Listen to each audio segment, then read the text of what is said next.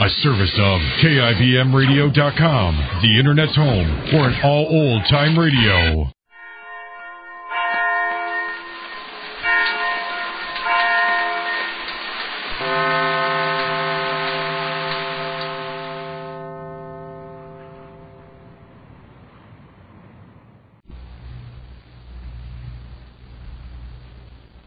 And now, the life of Mary Sothern. Yesterday, District Attorney McGraw opened his vicious, relentless drive for a conviction against Max Sands.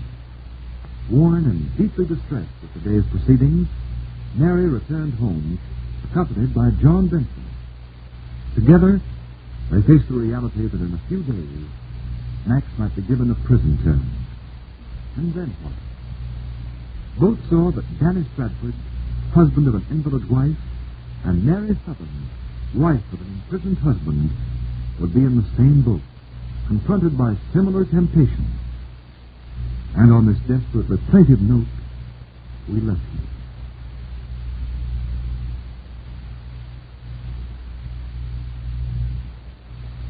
It is the following evening.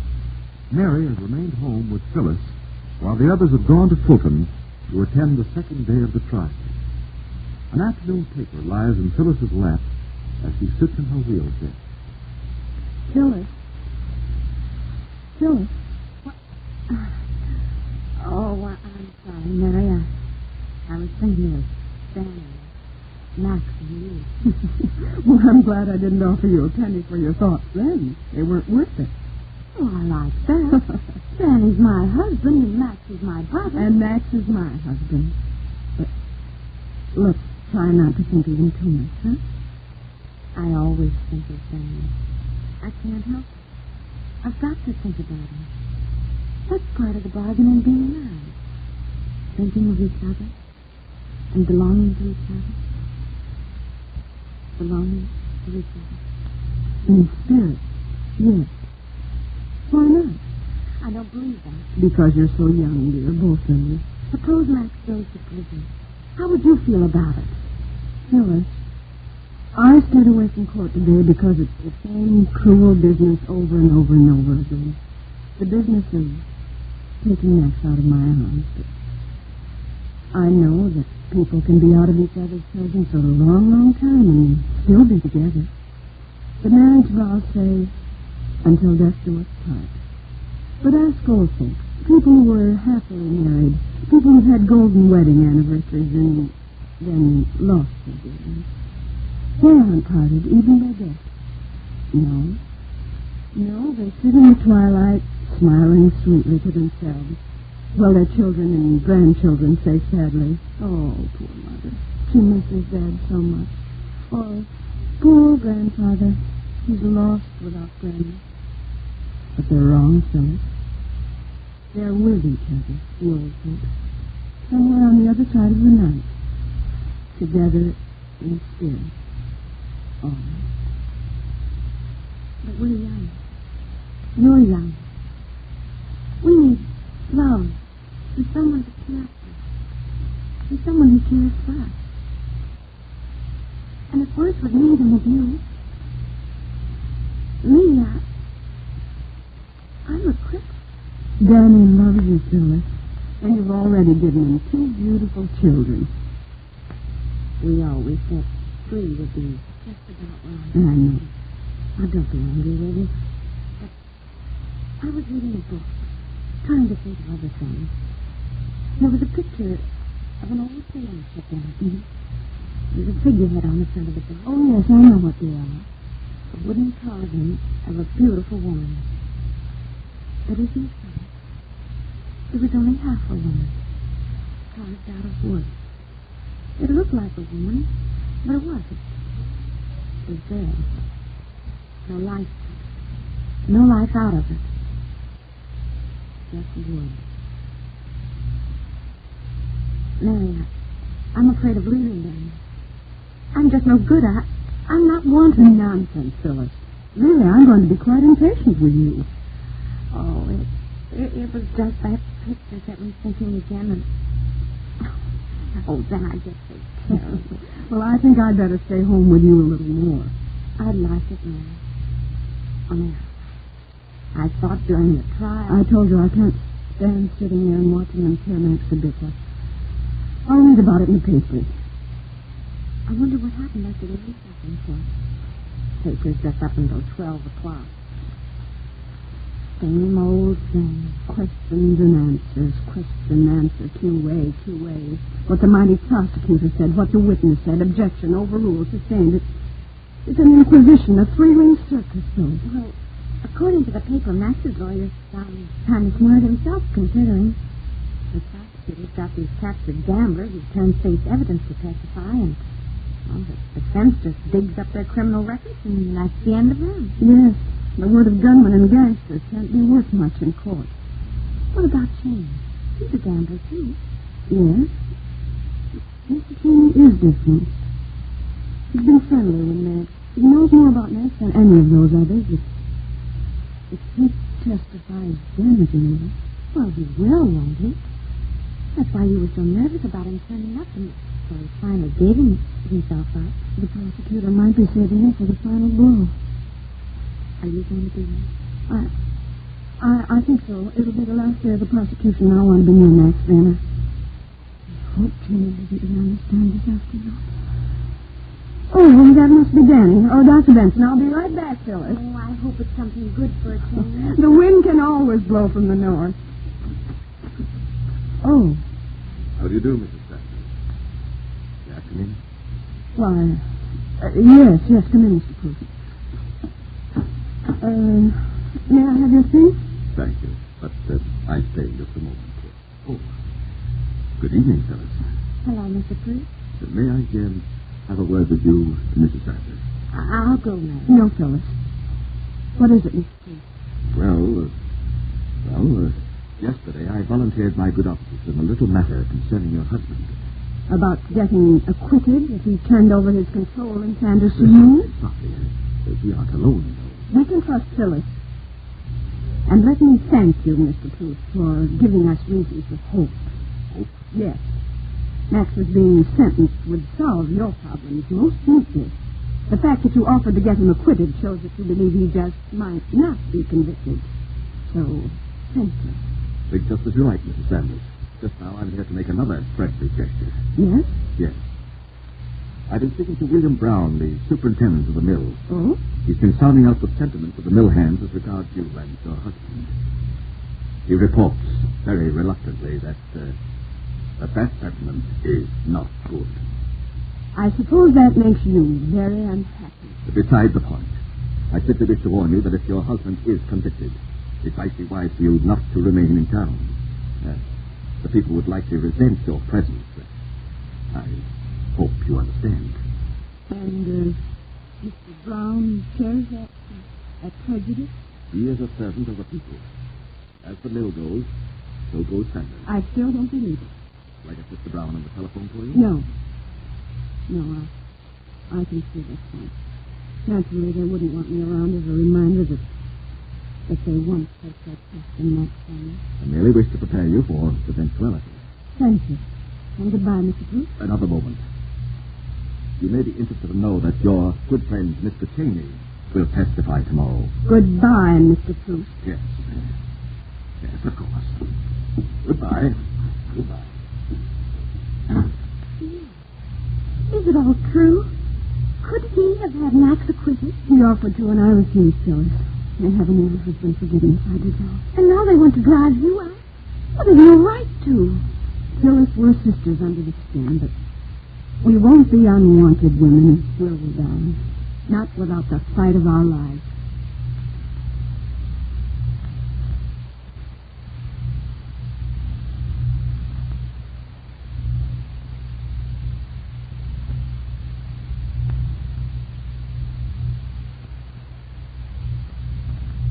Leave it to Gerald Fruit to be the bearer of evil tidings if he thinks he can weaken your morale in this crisis, Mary. But it's an ill wind that blows no good, and there's nothing to make Phyllis fight like a cause in common with you.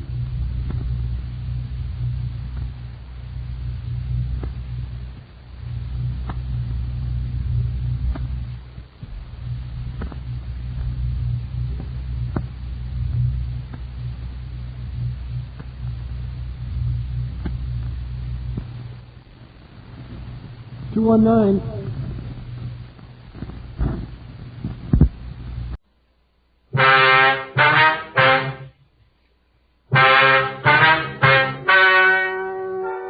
Ladies and gentlemen, the story you are about to hear is true. The names have been changed to protect the innocent. Dragnet, brought to you by Chesterfield. For the taste you want, the mildness you want, a really refreshing smoke. Buy America's most popular two-way cigarette, Chesterfield. They satisfy millions.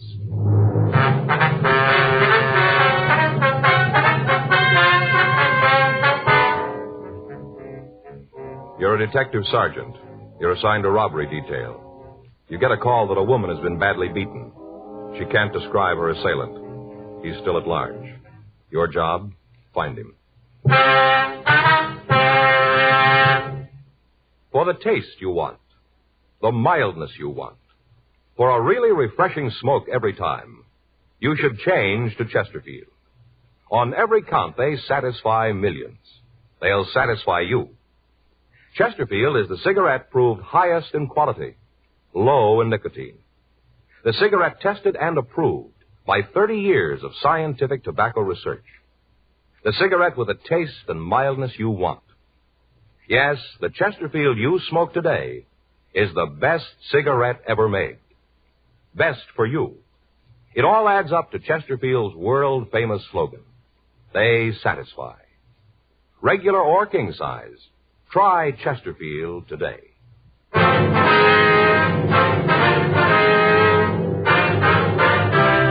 Dragnet, the documented drama of an actual crime.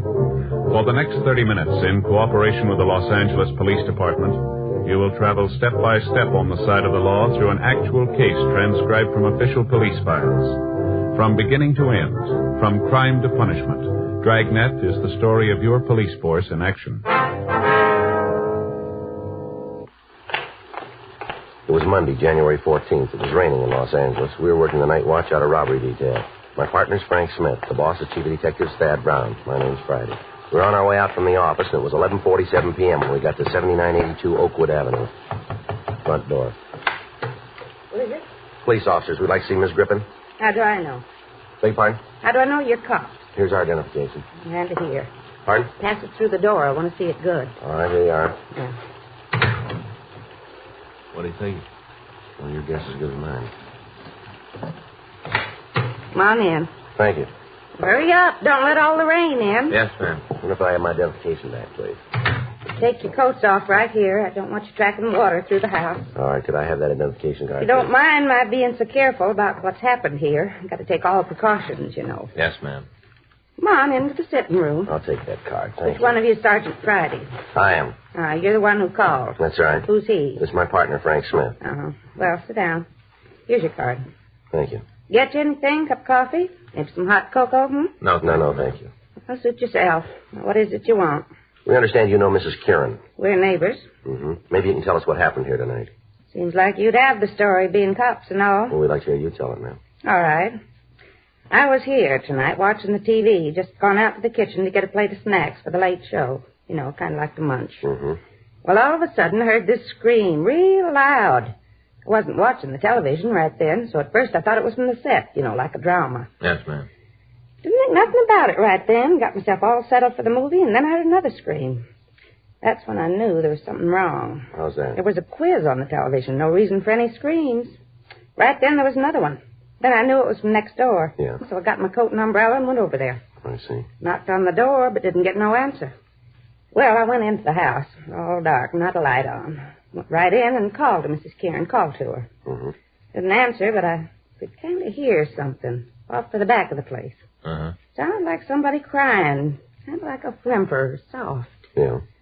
It came from the back of the house in the bedroom. You didn't see anybody else in the house when you went in, did you? If I had, I'd have told you before this. Go ahead, please. I got to the bedroom and opened the door. I couldn't see anything at first. Uh-huh. Then I was about to go on in, and this man jumped out at me. He was in the bedroom, was he? Yeah, must have been hiding in the dark and heard me coming, and he got back so I wouldn't see him. Then when I opened the door, he jumped right out, almost scared me to death. Well, what did he do? He just jumped at me and ran out of the house. Right through the front door, I heard it slam. Mm-hmm. And then I heard the crying again. was sort of off to one side of the room. I couldn't see right away where it was coming from. Uh-huh. I turned on the light, and right away I saw her. She was laying on the floor. Yes, ma'am. Oh, it was just terrible. Room was all tore up. Things all thrown around, a real mess, and her laying right there in the middle of it, all beat up. Looked like whoever done it had tried to kill her. What'd you do then? Called the police. Dialed told the operator to send a policeman. It wasn't long before they was here. It seemed like there was 100 of them all over the place. All right, Mrs. Griffin. I wonder if you can give us a description of the man you saw. Other officers asked me the same thing. There isn't much I can tell you. Just all of a sudden he was there, and then he was gone. You're pretty sure it was a man, though, huh? Certainly, I guess I know a man when I see one. Been married to one for 22 years. Yes, ma'am. Can you tell us anything about him? I just got a glimpse of him, not good. I can't tell you anything about how he looked. He was standing in the dark when I come in. Next thing I knew, he jumped past me and went out the front door. Yes, ma'am. Would you know him again if you saw him? I don't think so. Just a glimpse, that's all. Mm-hmm. Should like to help, but there isn't much more I can tell you. All right, ma'am. How is Mrs. Kieran? She going to be okay? Well, she'll be in the hospital for a few days, but she's going to be all right. Isn't she able to tell you something about the man who did this? No, ma'am. Seems like she'd be able to describe him. Must have been there for a good half hour. How do you figure that? Must have been at least that long from the time I heard the first scream till I got over there. First off, I didn't think it was real. Thought it was on television. Yes, ma'am, you told us. Must have been a half hour. Mm-hmm. Now, did Mrs. Kieran have any enemies that you knew of? Well, there's some people who didn't like her. A couple right here in the neighborhood, but none of them that would do a thing like this. How'd she and her husband seem to get along? Well, you mean, did they have any fights? Yes, that's right. All the time. Seemed like they was always battling about something. Would you know what caused the arguments? Oh, mostly about her, another man. He thought she was running around on him. He used to fight about it. A couple of times he said if she didn't stop, he was going to kill her. Was that true? You mean about her and the men? Yes. Well, might have been. For all I know, I didn't pay much mind to their troubles. Seems like I had too many things to keep me busy without getting mixed up in their problems. All right, Miss Griffin, we'll leave our card with you. If you remember anything you think we'd be interested in, we'd appreciate a call from you. And if I think of anything, you get one. Thank you, ma'am. Don't it seem kind of funny to you? Well, what's that? How Mrs. Kieran can't tell you anything about the fella? Don't that strike you kind of odd?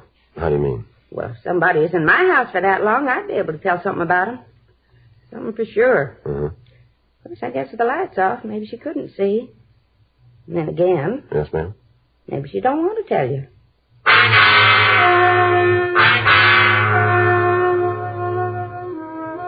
Frank and I drove back to the office and put in a call to Georgia Street Receiving Hospital. We talked to Dr. Sebastian and found that the victim had recovered to the point where she could be moved to her own hospital. We also talked with the officers who were with her. They told us that the woman hadn't given them any new information and they still hadn't been able to contact her husband. While I checked the crime lab, Frank went down the hall and ran the names Irene and Tom Kieran through R&I. 2:14 a.m. We met back in the squad room. How'd it go in the crime lab? Well, I got it all here. You want to take a look? Yeah. Beginning to look like we got a good case against the husband. Yeah? Here. Here's a picture of the room. The woman was found about here. See? Mm-hmm. You can see the way the stuff's scattered all around the place, all through here. Yeah. It looks like robbery. Well, he wanted it to look that way, maybe. What do you mean? Well, in the dresser drawer here, the boys from the crime lab found $120 in cash. All the thief had to do was open the drawer, and he'd have seen it, too. Oh. Well, how about the entrance? That's something else that doesn't seem to gel. They checked all the windows and doors. There's no sign of any breaking. She must have opened the door for the thief. Well, that means it was somebody Mrs. Kieran knew, huh? Yeah, it kind of looks that way. Anything else we can use? Well, take a look here. Here's a picture of a footprint Lee Jones found in the earth beside the path. The way it looks, the thief left the path when he ran from the house and stepped in the soft dirt. Do us any good? No, not much. The ground was wet. Must have been a good impression, but the rain broke down the walls. It's not much good to us now. That's it, huh? Yeah? Leighton Prince didn't come up with anything. How'd you do? Well, nothing on the woman. Husband's got an arrest record. Yeah. Got it right here. Mrs. Kieran had him pinched 18 months ago on a beating charge. Refused to prosecute. Same thing a year ago.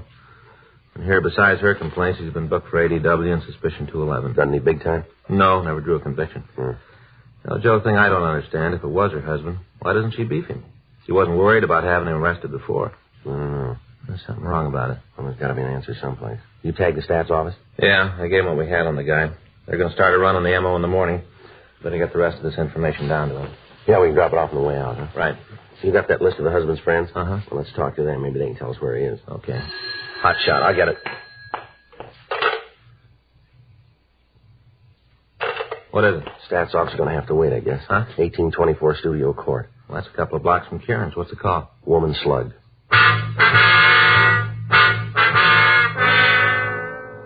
We left the office and we drove over to the address code 3. It was a small house set well back on the lot. When we got there, a felony car out of Hollywood Division had already arrived and the crime lab had been called. The victim was identified as a Mrs. Milo Hudson, age 42. An ambulance was dispatched from Hollywood Receiving Hospital and she was given first aid. She'd been beaten about the head and shoulders. As soon as the attendants had finished, Frank and I talked to her. If you'll just tell us what happened, please. Awful thing. Most awful thing ever happened to me. Yes, ma'am. Did you get a good look at the man? Pretty good. Not real good, but I did see him. Could you describe him for us? How do you mean? Well, how tall was he? I guess about as tall as you. Be about 5'11". If that's how tall you are. Yes, ma'am. How about his weight? Was he heavy or light? About like him. That'd be about 180, huh? I guess so. I don't know, but I guess that's about what it is. What about his face? Did you see that? Yes, sir. Got a good look. You'd know him again if you saw him, would you? I certainly would. Never forget that face. Not if I live to be 100, I'll never forget it. Now, could you give us a good description of him? Had dark hair, almost black, kind of curly. Little wave right here in front. Mm-hmm. Had blue eyes, dark blue, might have been kind of hazel color, dark. Mm-hmm. Was he clean shaven?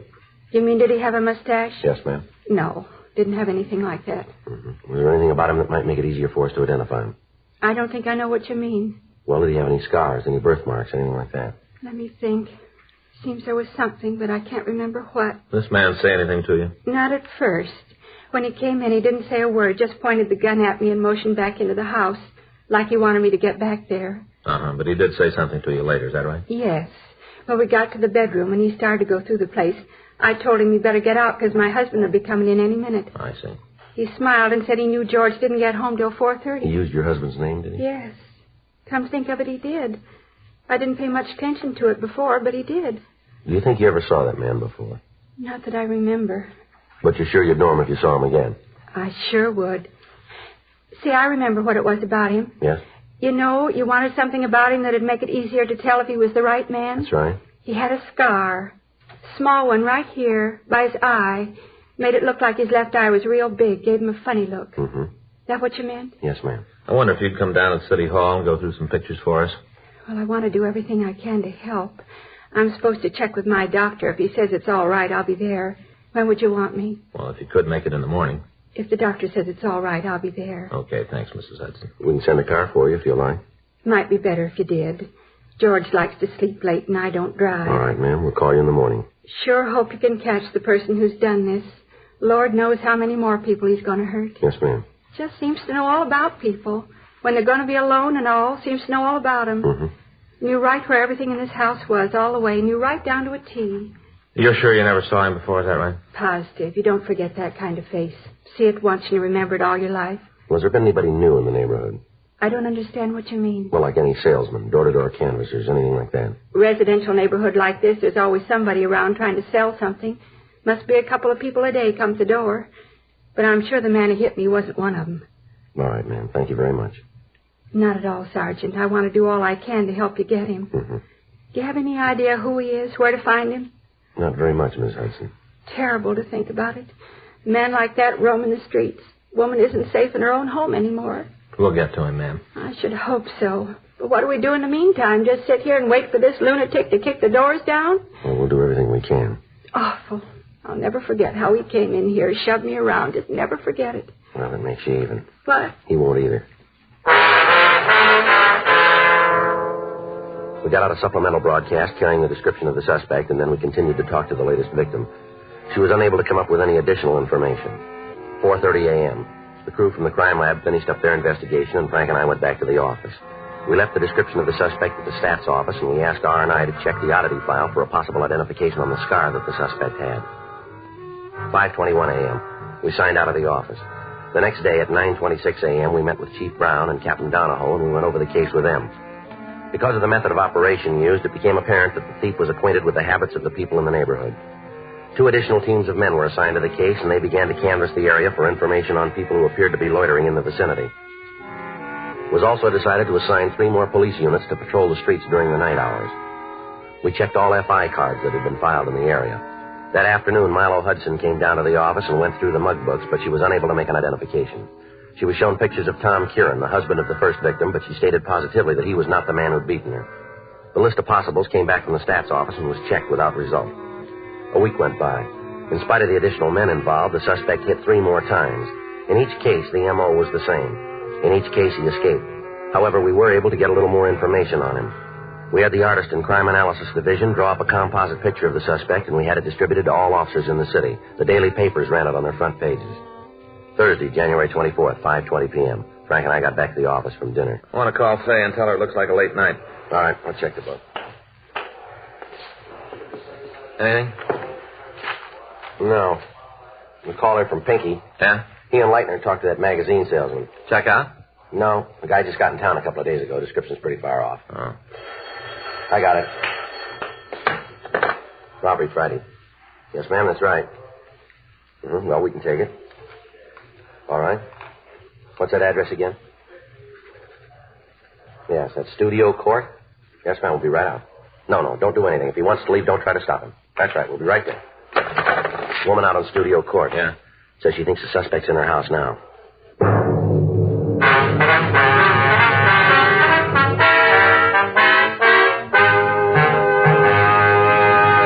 You are listening to Dragnet, the authentic story of your police force in action. Meet the Tom Harmons. You know Tom as Michigan's All-American football star, now a top sports announcer. Mrs. Harmon is the motion picture and television star Elise Knox. They're typical of people everywhere who are saying, Chesterfields for me. I like regular-sized Chesterfields. Have for years. They're best for me, at least I think so, because of that Chesterfield quality. That's the way I feel about them, too. I've always smoked Chesterfields. Now I go for the king size. Guess I like a longer smoke. No king-size cigarette satisfies like king-size Chesterfield. For the taste you want, the mildness you want, a really refreshing smoke every time, change to Chesterfield. Regular or king-size, America's most popular two-way cigarette.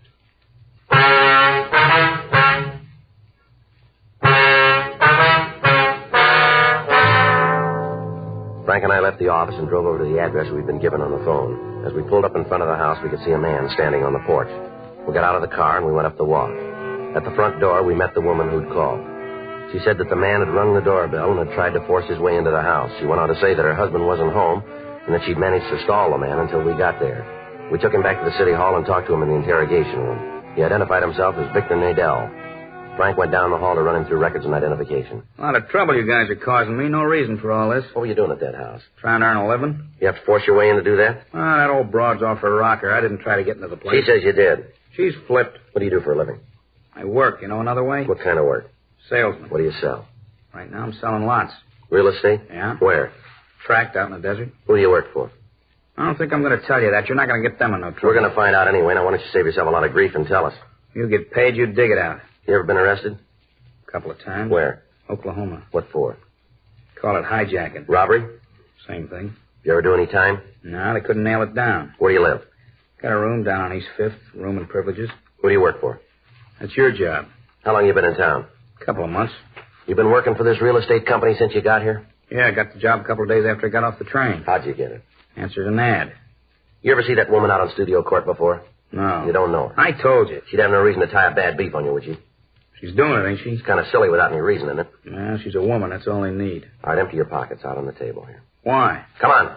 We're not playing games here. Empty your pockets. What's this all about? What are you guys trying to prove with all this strong We're trying to find out why you wanted to break into that house. I told you I didn't break into the house. That old harpy's out of her mind to tell you a thing like that. I don't know why, but she's got it in for me. Wants to see me get into trouble. You said you didn't know her. That's right. You never saw her before. That's what I said. And why'd she build a thing like this? I told you I don't know it's a lie. I walked up to the door and asked if I could talk to her. Just try to talk to her. Right away she starts yelling at me to get away, get off the property. Why didn't you leave then? I wanted to make a sale. You must have figured she wasn't interested. I needed to make a sale. I haven't been doing too good. I had to make a sale or I'd have lost my job. That's the reason to act like a tough guy, isn't it? All I did was try to talk to her, talk her into buying you got a funny way of doing it. I thought maybe she was going to call the police, make a complaint. If she'd have done that, I'd have lost my job, sure. And that's all there is to it. I'm telling you the truth. You got to believe me. You been working in the neighborhood before? No, it's the first time. I've been kind of sick the last week. This is the first time out for me. First time I've been around here. Where'd you work before? Westlake area. You ever have any trouble there? No, none. Why'd you make the switch then? Just thought I'd try a new territory, see if I could make up for the week I lost. Mm-hmm. You got anybody who'll back up this story for you? People at my rooming house, I'll tell you. They'll say I was there all week. Some kind of flu, they'll tell you. Joe? Yeah. See you a minute. Yeah. You want me to wait here? That's right. Just sit there. What do you got? Well, looks like we nailed the wrong guy. What do you figure? Call just came in. Radio car picked up a fellow out on Rosewood Avenue. Yeah. Caught him in a house trying to beat a woman to death. How about the description? Matches the suspect right down the line.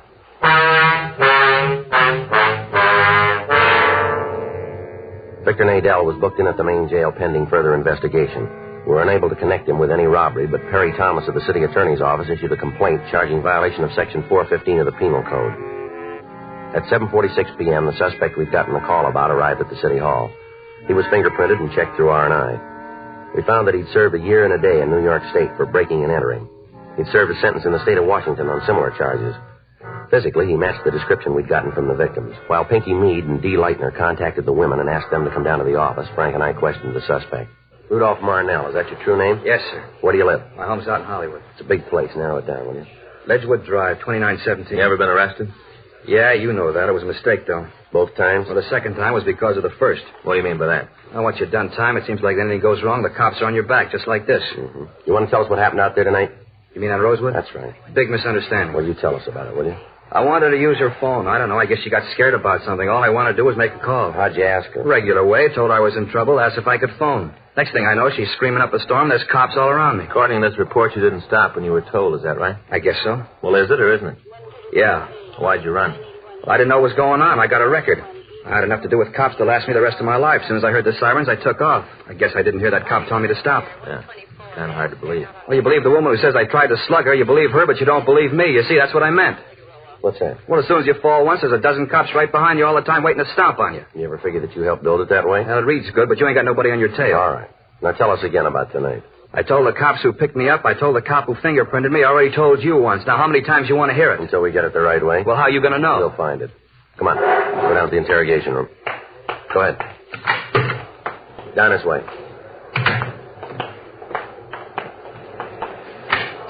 Go ahead, right in there. Sit down. All right, Marnell, now let's clean it up. What do you mean? You know we're going to have no trouble making you on these things. We got the victims on their way down here now. As soon as they identify you, you've had it. So save yourself a lot of time and trouble if you cop out now. I'd like to give you a hand, Sarge. I really would, but there's nothing I can do. I don't know what you're talking about. All right. What were you doing on January 10th?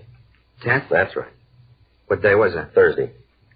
Gee, I don't know. It's a long time ago. It's hard to remember. How about the 11th? Same. I don't remember. The 14th? Yeah, I can tell you about that. All right, go ahead. I got through work and went home, met the wife, we had dinner, took in a show. You can prove that? Well, sure. Ask my wife. She'll tell you. All right. How about Wednesday the 16th? Blank. You don't remember what you were doing on the 16th of January, huh? No, is it important? It's going to be for you. How about the 17th?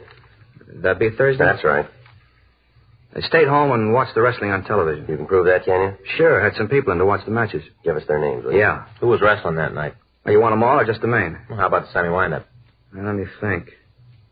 Yeah, it was a tag team match between the McLean brothers and the South Twins. You're sure? I'm positive. How about the 19th? What'd you do then? 19th. That would be, Saturday. Well, I'm off Saturday. I don't remember too good. Probably came home, sat around the house, drank beer, and loafed. Mm-hmm. That was Saturday the 19th. Yeah, the 19th. How about Monday the 21st? I bowl that night. Where? Lane's out on Sunset. Bowl there all the time? Yeah. You bowl every Monday night? No, not every week. Usually it's on Tuesday. Why'd you change this week? Well, some of the guys couldn't make it Tuesday, so we changed the day. Mm-hmm. Anything special to you about January 14th, 17th, 21st? Now, what do you mean special? Well, your birthday, your anniversary, something like that? No. Just regular days. That's right. Nothing to make them stand out. No. Then how come you can remember what you were doing on those days? You can't give us a story to fit January 10th, 11th, 16th, or 19th. I don't know. What are you guys trying to get me to say? What are you trying to get at? The truth. Well, I'm giving it to you. We can't see it. How come you remember those days? I don't know. I just do. It's kind of funny. I couldn't remember what I was doing last week. I'd have to sit down and think about it. You didn't even have to try to remember. You knew right away, didn't you? Like it was important for you to remember. You keep trying to build an alibi, don't you? Look, you asked me where I was. I told you. Let's have the names of the people you say you're with. You going to talk to them? That's right. Well, maybe they won't remember. I think they will. What happens if they don't? Then you're in big trouble. You're holding a lot of it right now. Let's have the names. Sure, I haven't got nothing to worry about. I'll give them to you. Here's a pencil. Paper there. I don't know all the addresses. We'll look them up. You're going to have to talk to them, huh? Sure. What's the matter? You think they won't stand behind you? No, it's not that. And what is it? Well, just that they don't know I've done time. Maybe when they find out, they'll try to get me. You know, say they weren't with me. They might do that. Yeah, like that woman tonight. Yeah, just like that. People don't like you much, do they, Marnell? Seems like everybody's trying to get you in trouble. I want a lawyer. You want to check, Frank, see if the victims are here? Yeah. Well, what's going to happen now? Well, we got some people we want to see you. Who are they? The women you beat up. No, you can't make me on those jobs. We think we can. Yeah, well, you just try. You take this thing into court, and they're going to throw it right out. That's the way you got it figured, is it? That's right. Go ahead, Frank. Bring him in. I said I want a lawyer. What? I said I want a lawyer. Oh, well, you'll get one. Yeah, and a jury. I want a jury trial. You got a choice. You bet I have. You bring all these women down here to point me out, well, it isn't going to work. Bunch of people who don't like me, causing me trouble. People who don't like me. I want a jury trial, a judge and a jury. All right, you'll get them. I'll make you a bet. They won't like you either.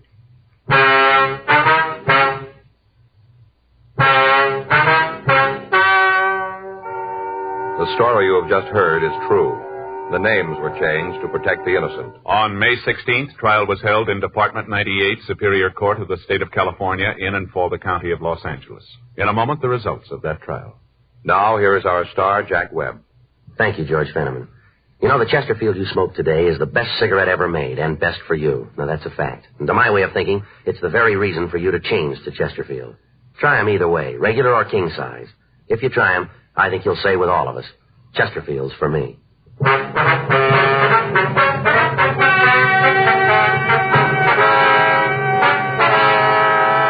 Rudolph August Marnell was filed on for 4 counts of robbery in the first degree, 5 counts of burglary in the first degree, and 5 counts of assault with intent to do great bodily injury. He was found guilty by a jury trial on all counts and received sentence as prescribed by law. Robbery in the first degree is punishable by imprisonment for a period of not less than 5 years. Burglary in the first degree is punishable by imprisonment for a period of not less than 5 years. Assault with intent to do great bodily harm is punishable by a term of from 1 to 20 years in the state penitentiary.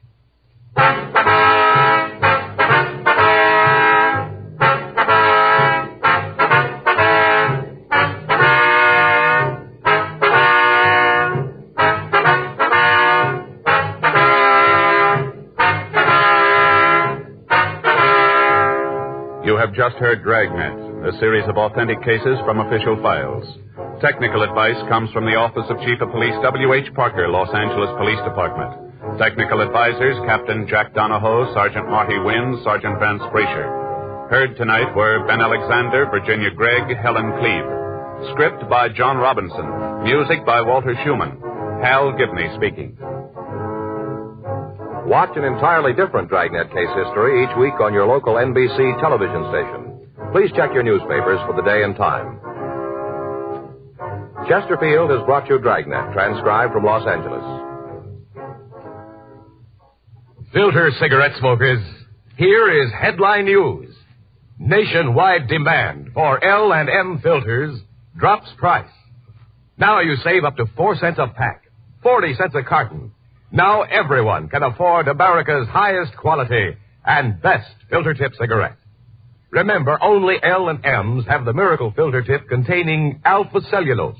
You get much more flavor, much less nicotine.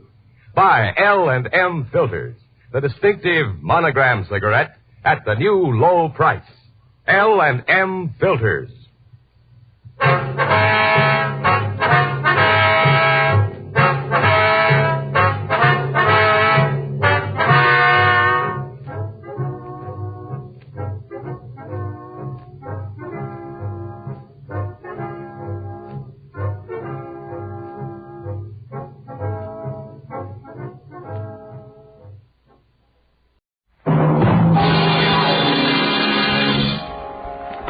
Novak For Hire.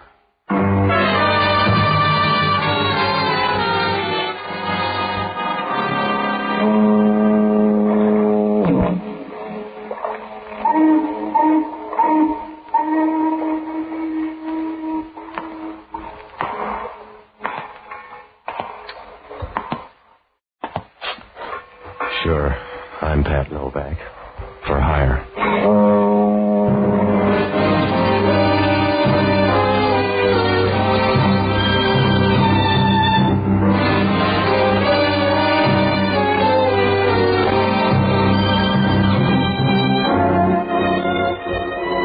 That's what the sign out in front of my office says. Pat Novak for hire. It's about the only way to say it. Oh, you can dress it up and tell how many shopping days there are till Christmas. But if you got yourself in the market, you can't waste time talking. You gotta be as brief as a pauper's will. Because down on the waterfront in San Francisco, everybody wants a piece of the cake. And the only easy buck is the one you just spent. Oh, it's a good life. If you work real hard and study a little on the side, you got a trade by the time you get to prison. I rent boats and do a few other odd jobs you can't afford to pick it on. It works out all right if you put your tongue in hock. Because down here, you shouldn't talk. It's like installing a set of drums in a belfry. You make some noise, but it's never the right kind. I found that out a few days ago. Must have been Tuesday or Wednesday night anyway. I was sitting in the office reading Time magazine when the door opened. I looked up and had to keep right on going because the guy was so tall he'd have to bend over to see through a transom. And he had a voice deep enough to red out as a bassoon. Good evening, Mr. Novak. I'll take your word for it. You have a small office. I'm small time. What's on your mind? My name is Lahey. I want to hire you. Yeah, sit down. Are you cold? Yeah? That overcoat around your neck, you're either cold or a priest. Oh. I'm a priest, Mr. Novak. I'm sorry, Father. You got a slow brogue. What do you need? A few hours of your time. I want you to help a man escape from prison. Uh-huh.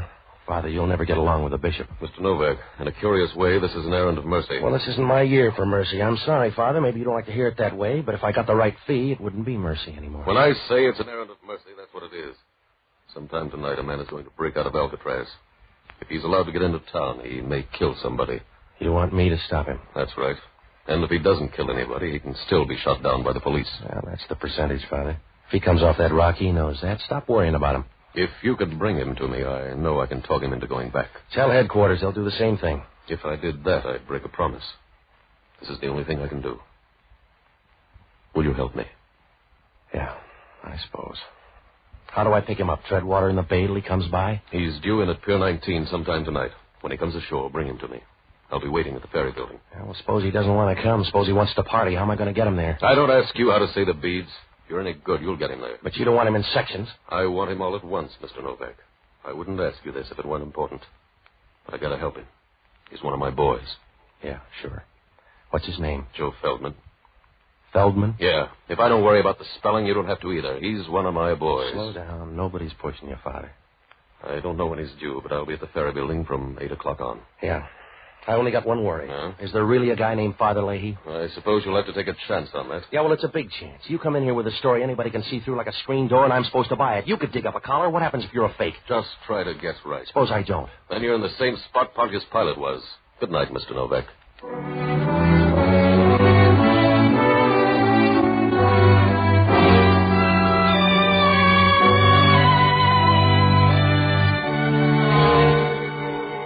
Whoever Joe Feldman was, he had a good friend. Because when Father Lahey walked out of there, I knew he was all right. You could tell without even testing him. The way when you pick up a pool cue, you know right away whether it's any good or not.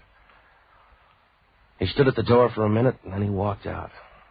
And you got a funny feeling that he didn't walk into the night, that he was big enough to wrap it around his shoulders and take it with him. I got a last look at him as he turned the corner under a street lamp. He looked even taller now, and you knew if somebody stood him in an oil field, you couldn't tell him from the rest of the derricks.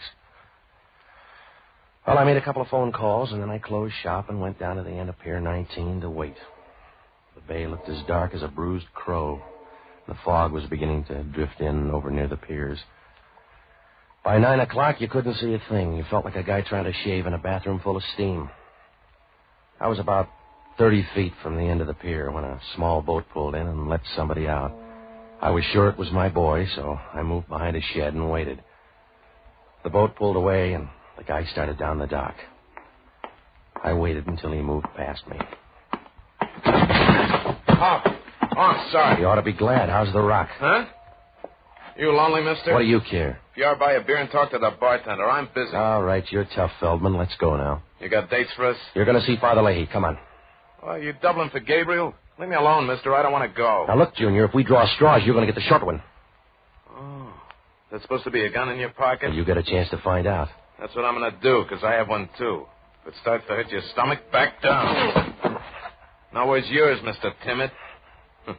It's a bad night for bluffing, so goodbye. Yeah, come here. Go easy, fella. It's a big one. Well, you can let go easy then. Come on, drop it. Drop it in the water. Let go. Now, you want to start again? No. All right, I'll see you, man, Lahey. I gotta make a stop first. Make it after. It'll take 5 minutes. Look, mister, if you want to do it the easy way, let me make the stop. You go with me. All right, 5 minutes, and then you see Father Lahey. Suit yourself. I doubt if I'll make heaven, but if you want to run interference, it's all right with me. If you need the credits, you need the credits.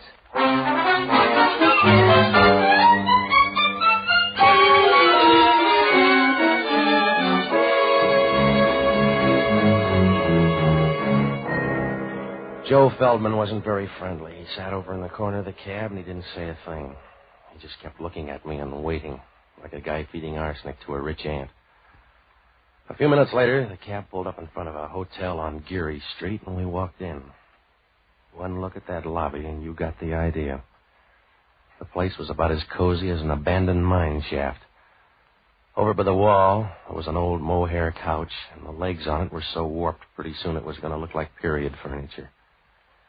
There were a few chairs, and over by the stairs, a faded calendar of a girl in tights holding a jar of mayonnaise and winking, whatever that meant. And there was a broken clock over the desk. But you knew it was all right, because nobody there cared about keeping track of time. It was something you got rid of in a hurry, like a bent quarter. When we went up to the second floor, we walked down a long hall that smelled like an anteroom to a sewer. When Feldman knocked on the door, she opened it right away. The room was full of taboo.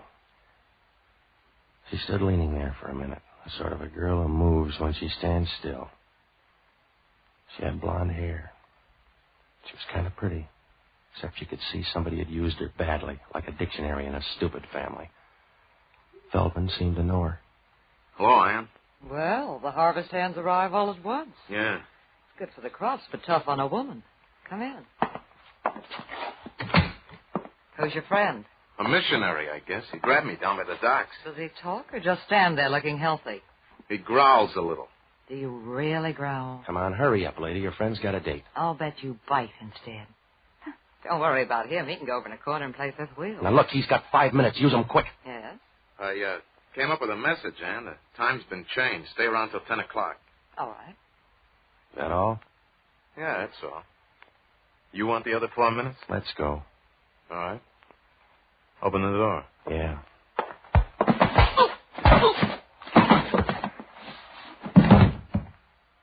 You didn't open it fast enough.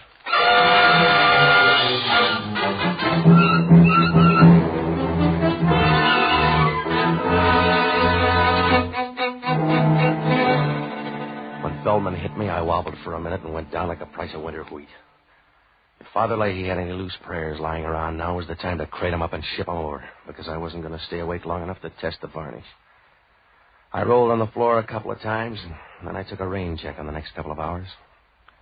When I woke up, it was like buying a new Nash and then finding out you can't drive. Joe Feldman was lying next to me with his throat cut like a pound of rib roast.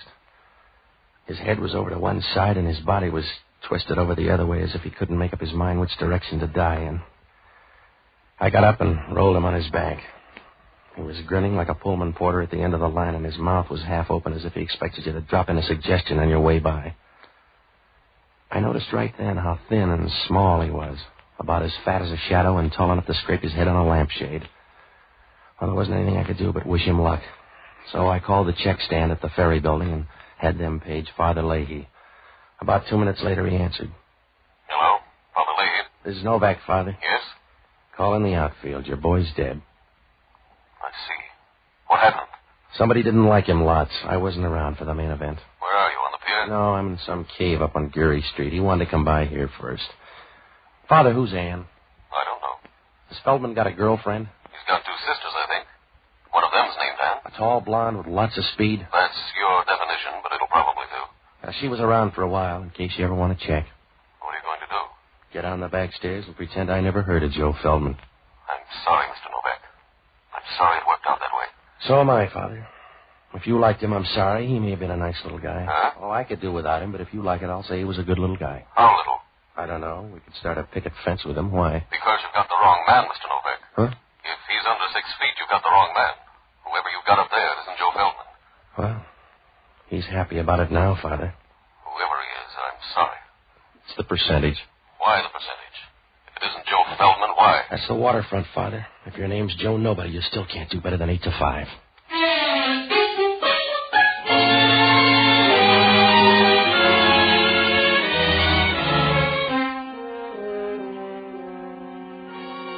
At least Joe Feldman was smart. If you're going to get your throat cut, it's a good time to send in a substitute. As soon as Father Lahey hung up, I knew hanging around that hotel was going to be a waste of time, like sending mash notes to a bearded lady. If I couldn't prove the guy was alive, they were going to charge extra down at the desk. And if Hellman down at Homicide ever found out I brought the guy up here, I'd have about as much chance as a bottle of scotch at a cocktail party. So I picked up my hat and started for the door. I looked at him once more, but he wasn't going to say goodbye, so I started out. Whoa. Oh. Hello, Hellman. Expecting me, Novak? No, I'd have rolled him first. Yeah. Invite me in. Crash the party, Hellman. You'll be more at home. All right. He sure looks lazy. Who is he? He's supposed to be Joe Feldman. But Feldman let him do the hard work. They must be good friends. You better check. I don't know the guy. Yeah, help me roll him over. Okay. There. Here's his wallet. Let me have it. You're going to break your fingernails. Give it here. All right. Yeah. No money in here. You're going to drop the case? Here's his card, Mike Greeley. Oh.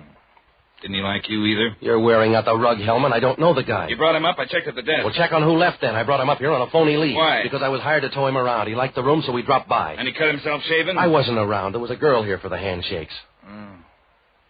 What kind of girl? I don't know, Hellman. How many kinds are there? Her name was Ann. She had a fast pulse. That's all I know. You must know more than that. If you don't, you'll never get a lawyer. I won't need one. You'll save money at least, because you got a real hole this time, Novak. We get a phone tip and find you in the murder room. You got half a story, Hellman. I know, but I'll get the other half. Until then, you're under technical arrest. It's practically the real thing. You got a technical head, Hellman. I wouldn't tip myself off. Somebody else would. Walk around, Novak, and tire yourself out. Because you'll wind up sitting down. In the meantime, I'll have you tailed. Your men couldn't follow a moose through a revolving door. Now, look, Hellman, I'm going to double back. This guy's a phony lead. I was supposed to meet a guy named Joe Feldman, but he never showed up. He didn't? No. I got a dead copper to prove he did.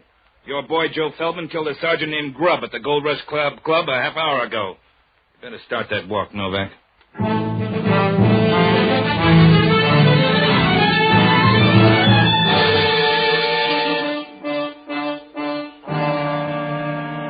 Well, there are two kind of raps you can't ever beat. Cheating a woman with kids and killing a copper. So I knew Joe Feldman could put in for reservations right away. And I knew Hellman would stay with him like a February cold. He'd stay with the whole thing, and I'd have a real tough time explaining. I couldn't explain it to myself. What about the message up in that room? Why did the little guy tell Ann to stay until 10 o'clock? Why did he get off at Pier 19 instead of Joe Feldman? Once he got there, what was Feldman doing at the Gold Rush Club, and why did they spot him so fast? Well, it pointed to one thing, a police tip-off, but that's as far as I could go. On the way down, I stopped at the desk, and I asked the clerk to see the register. He pushed it over toward me. It was a dirty brown thing that looked like an old tortilla somebody had left behind. It didn't do any good. The registration was a phony. Well, I had to do something in a hurry, so I looked up the only honest guy I know, an ex-doctor and a boozer by the name of Jocko Madigan. He's a good man, and he used to be a smart one, too. And still he started chasing a jigger of beer with a glass of whiskey. I finally found him in the Pied Piper room arguing with somebody about the words to Annie Laurie. Ah, Patsy. A drink for Mr. Novak. Something cheap but impressive. Oh, stop it, will you, Jocko? Are you going to be drunk all your life? Yes, it's only a matter of willpower, Patsy. I'm probably the only man in the world who intends to carry a hangover into eternity. Well, stop long enough to give me a hand, will you? I'm in trouble. Of course you're in trouble. You'll always be in trouble because you can't recognize it, Patsy. You're fuzzy, Jocko. You have the social outlook of a bull with a hot foot, and there's no hope for you because if from time to time a moral feeling does sweep over you, you mistake it for influenza and go to bed. All right. Oh, you try hard enough. You go through the motions, Patsy, but you never get anywhere. You go stumbling through life doing a tight wire act on a rubber band. You're always in the middle. Will you listen to me? It's because there's no variety in your life. You won't allow it. You're a broken-down banjo, not a very good instrument to begin with. And to make matters worse, you allow everybody to come along and pluck the same string. All right. Are you all through now, Jocko? Yes, you sound angry. I think you have a bad disposition, too. What kind of trouble? Well, I tried to help some guy out of prison tonight. You got drunk and thought you were the parole board? No, I did it for a good guy, a priest named Lahey. Yes? The guy was already out, and Father Lahey was trying to hurt him back without getting shot, but this guy Feldman didn't want to play. Another drink will clear this up for me? I picked up the wrong guy. I took him to a Geary Street hotel. I napped a while, and they cut him up like a piece of parsley. Sounds like a gruesome hotel. The dead guy's name is Mike Greeley. I don't even know who he is. Well, this is no time to start building a friendship anyway. Who is in the room? Some girl. She may be Feldman's sister. Would she kill a man? If she did, he'd be crushed to death. No, I'm sure somebody else came in that room. You better talk to Feldman. Well, he's a hard man to reach. A sergeant almost made it tonight. Feldman shot his way out of the Gold Rush Club. That's one way to get out of a nightclub. Well, Hellman steamed up, so you got to help me, Jocko. You'd better look up Father Lahey. You'll probably be electrocuted, and if you are, he may have some drag. I want you to go down to the Chronicle morgue and pull the clips on Joe Feldman, will you? Get everything you can, and then hit the horse parlors. Find out what they know about him, huh? Maybe he's a heavy drinker. I'll check the bars. Jocko, wake up and get on there. If I don't pace Hellman on this thing, I'll be a dead pigeon. What am I supposed to do? I don't know. You might start cooing. Good night, lover.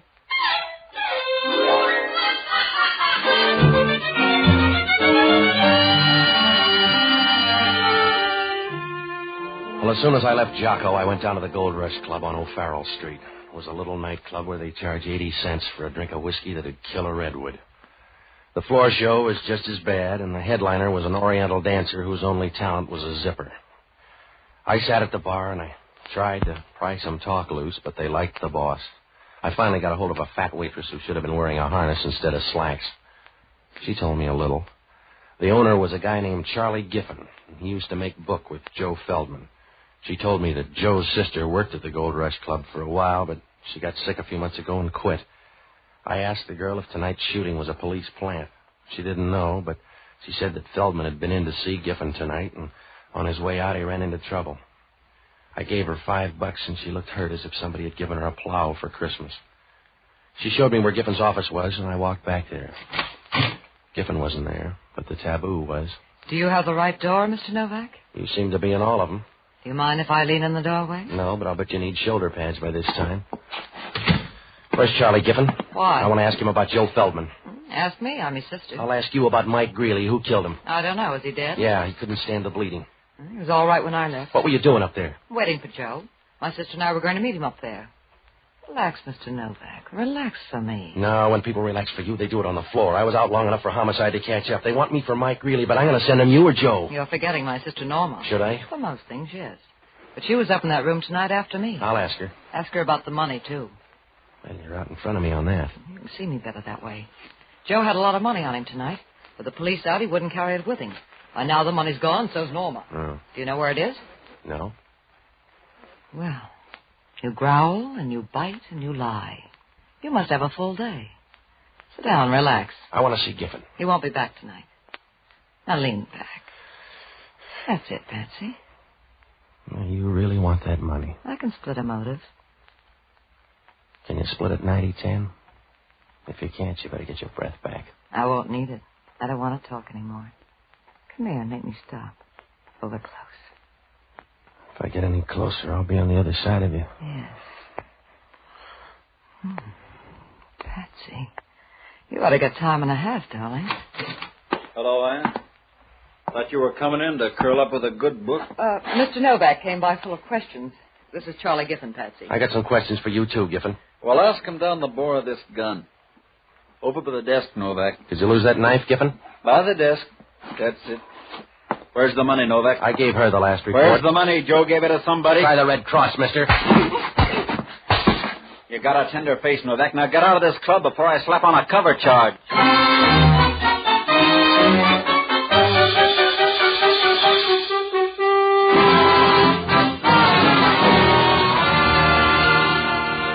Oh, I was getting sick of tonight. In 3 hours, I'd seen more service than a mixmaster in a cooking school. When I left the Gold Rush Club, I dropped by headquarters. Hellman had nothing to show but his badge. They had a dragnet around the city for Joe Feldman, and they'd lined up the record on the dead guy in the hotel. He'd been a friend of Joe's before his trip to Alcatraz. There wasn't much I could do. If Homicide couldn't find Joe, I couldn't find him. So I looked up Norma Feldman in the phone book. She had an apartment out on the avenues, but when I called, there was no answer, so I tagged by my apartment to see if Jocko had left a message. When I opened the door, Norma was there, and she had a gun to keep her company. Come in, Mr. Novak. Yeah. I came up here to kill you. Well, if you're Norma, the rest of the family's ahead of you. What's happened to my brother? I don't know. Please, what's happened to him, Mr. Novak? Well, if he killed a cop, he's hiding out. I know he didn't mean to do that, Mr. Novak. Joe's not that way. Somebody told the police he was going to be there. That's why I came up here to see you. Oh, put down the gun, huh? You can't shoot through the tears. Mr. Novak, if you know where he is, tell me. Make him give himself up. Make him stop hiding like a small, frightened animal. He looked big to that copper. Please. Please find him. Yeah. Hello, this is Jocko. Yeah. You sound ruffled. Joe Feldman's sister just walked in to kill me. Don't argue. It's the best offer you've had. What'd you find out? Feldman has two sisters. I know. They both go to pieces. The Gold Rush Club is owned by Charlie Giffen. He owed Joe Feldman $2,000, and the horse people say Joe collected it tonight. Well, that fits in, Jocko. Everybody in town's after that dough. They'll have to look some more. I'm out on Arguello Boulevard. Homicide just fished Joe Feldman out of the gutter. If Homicide finished second, he was a lucky guy. He didn't have the dough on him? No. Well, he stashed it somewhere. Then he left it with a woman. Yeah? Because he's got a woman's compact in his pocket. You better hit the sister's place. How do we know he got it there? A woman's compact? If he didn't get it there, Alcatraz is getting too social.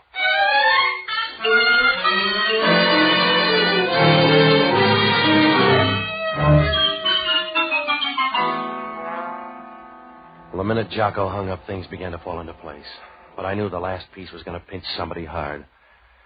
If the Feldman blood was going to turn bad, Father Lahey was a good man to send in, so I called him. He was out, but I left word for him to get out to Norma Feldman's apartment. Norma and I left, and on the way, we picked up Hellman. When we got out to her place and started up the stairs, we could hear people moving above. There was no point in trying to keep quiet, because Hellman was creeping up the stairs like a stallion with a broken leg. Yeah, if you got a bomb, touch it off, too, huh? I'll open it, Hellman. Hello, Novak. Did you find the dough, Giffen? You mean my stolen dough? Yeah. Come on, Ann. No, you and Ann better wait. This is Hellman from Homicide. We're leaving. You better move, Novak. Not until you settle a murder rap. Can you pay it off that fast? I can do it on the way to the door. Oh, wait a minute. Point the gun at Hellman. He's official. I can tag you both, so move away, you too, Norma. Ann and I are leaving. Look, Giffen, Homicide gobbles up nightclub big shots like you. You're nothing to me, Copper. Move away. You got the hammer. Use it and come on through. All right, I will, Copper. Yeah, you need a refill, Giffen. That's right, darling. Hand him your gun. Ann, you couldn't have done that. You couldn't have taken him out. All right, so they fell out. You better take him for murder, Hellman. You little bum. That leaves you all the money. I can spend it, darling. Well, you better do it fast, then. Grab him, Hellman. Yeah, I got it. You can book him for both murders. My Greeley and my brother. I'll testify and I'll ride there in a cab on your dough, Giffen. Yeah. Are you going to pose or take me, Hellman? If you're anxious. Sorry about you, Norma. You get nothing out of this, but that's better than I got. Goodbye, Ann. Lots of luck. Thank you, darling. You know what kind. I hope you rot. Come on, Hellman. I'm ashamed of you, Ann. Leave me alone, Norma. I'm ashamed of you, Ann. What you did to Joe, I'm ashamed of. Leave me alone, Norma. I'm sick, you know that. I didn't know how it was going to work out. Oh, Joe was trying to help you when you got greedy. He was trying to help you. That's the only reason he came out. You let this happen. I told you I didn't know how it was going to end. I thought they'd get him and take him back again. There's no good in you, Ann. They couldn't find good in you anywhere. You let that happen to Joe. You stood by and watched him walk into something like that. All right, I stood by. What can we do about it now except weep, and that won't help him. But hating you will. That'll help Joe a little. I'm here at least to hate you for the short time left. Please, Norma. Giffen told you to spend it fast. Well, you better spend it fast. Ask him at the hospital if that isn't so. What do you mean? Ask him out there what you've got. They told him. You ask him what you've got. Ask him what's tearing you to pieces. Ask them, they'll tell you. They'll tell you you've got cancer. Norma, please. They'll tell you cancer. Ask them, they'll tell you you're full of it. Now spend your money and see that it lasts as long as you do.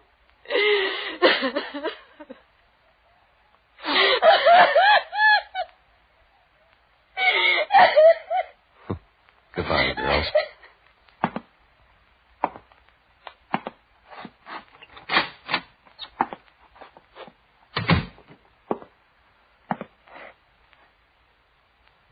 Hello, Mr. Novak.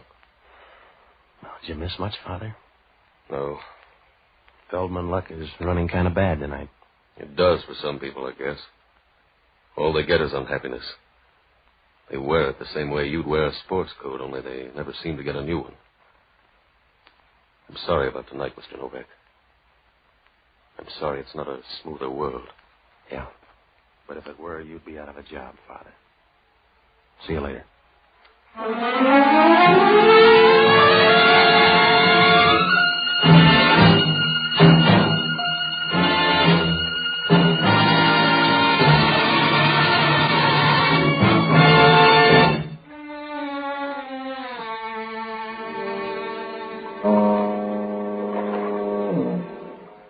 If you get a bad first break, you never run the table.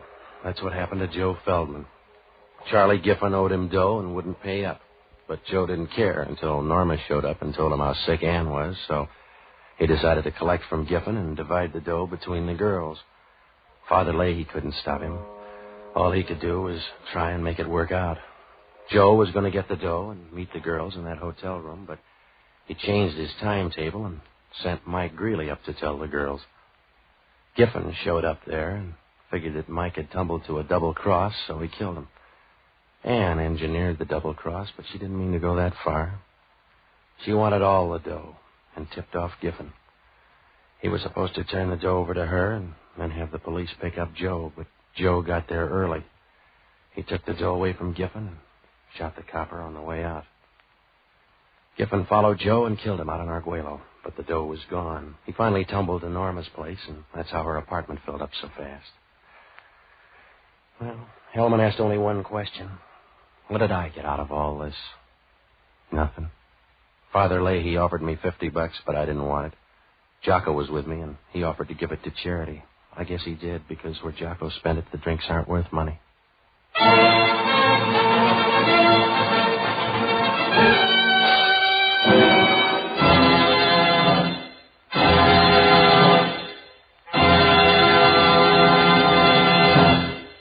Hot Novak For Hire was previously released by ABC, the American Broadcasting Company, for listeners in the United States, and rebroadcast for our men and women overseas.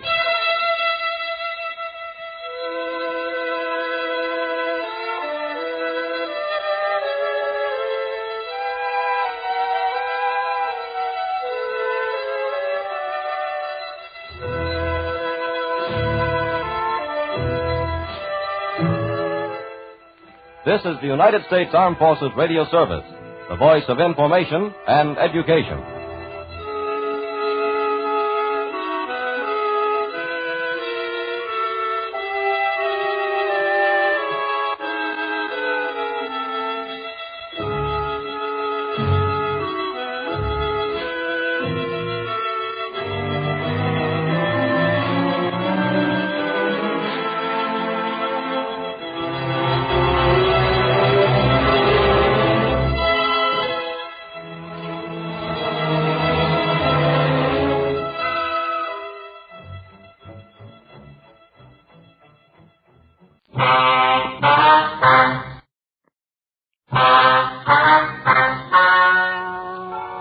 Ladies and gentlemen, the story you are about to hear is true. The names have been changed to protect the innocent. Dragnet.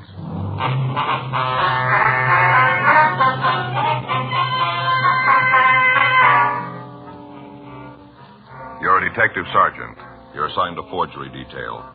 A group of check passers is working in your city. They've hit over 50 places of business. You have no lead to their true identity. They're still working. Your job, stop them.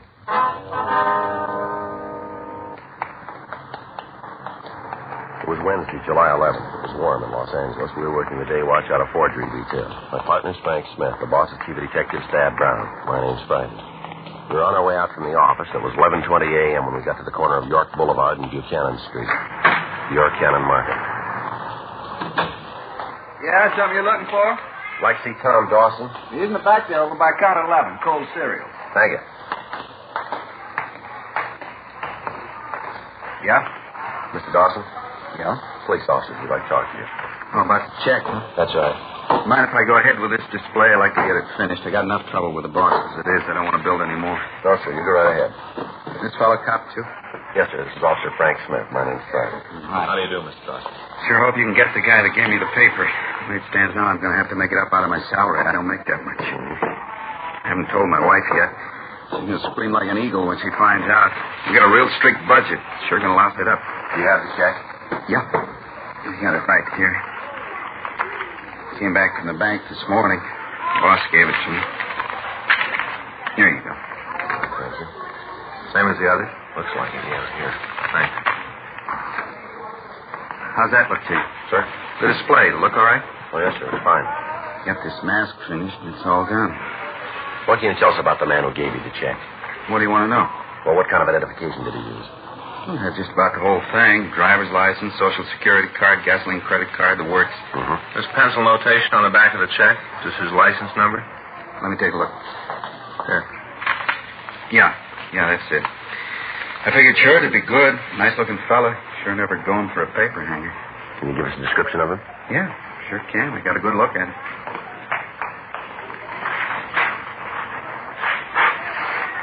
This sure ought to sell the stuff. What's that, sir? I say this ought to sell the stuff. This mask. We're giving them away when you buy the breakfast food. Extra quarter and you get one of these head things. Kids sure go for them. Uh-huh. The whole display's built around it. You see, the finished mask goes right there. Makes it look like the cardboard kid's wearing it. Uh-huh. You want to go ahead with the questions while I put it together? Yes, sir. Have you ever seen this man before? No. Of course, he might have been around. We do a pretty good business. Could have been in, I wouldn't have remembered. What'd he say to you? Just came in, bought some groceries. Must have been about $1.50's worth. Asked me to cash a check. I told him the manager would have to okay it. Mm-hmm. Told him the manager wasn't here. He'd have to wait. Well, can't anyone else give the okay? Not supposed to. If we do and something goes wrong, we're stuck for it. I see. The guy told me he didn't have time. Said he was on his lunch hour and he had to get the groceries home. So I asked him if he had any identification. He said he did. Looked all right to me, so I cashed the check.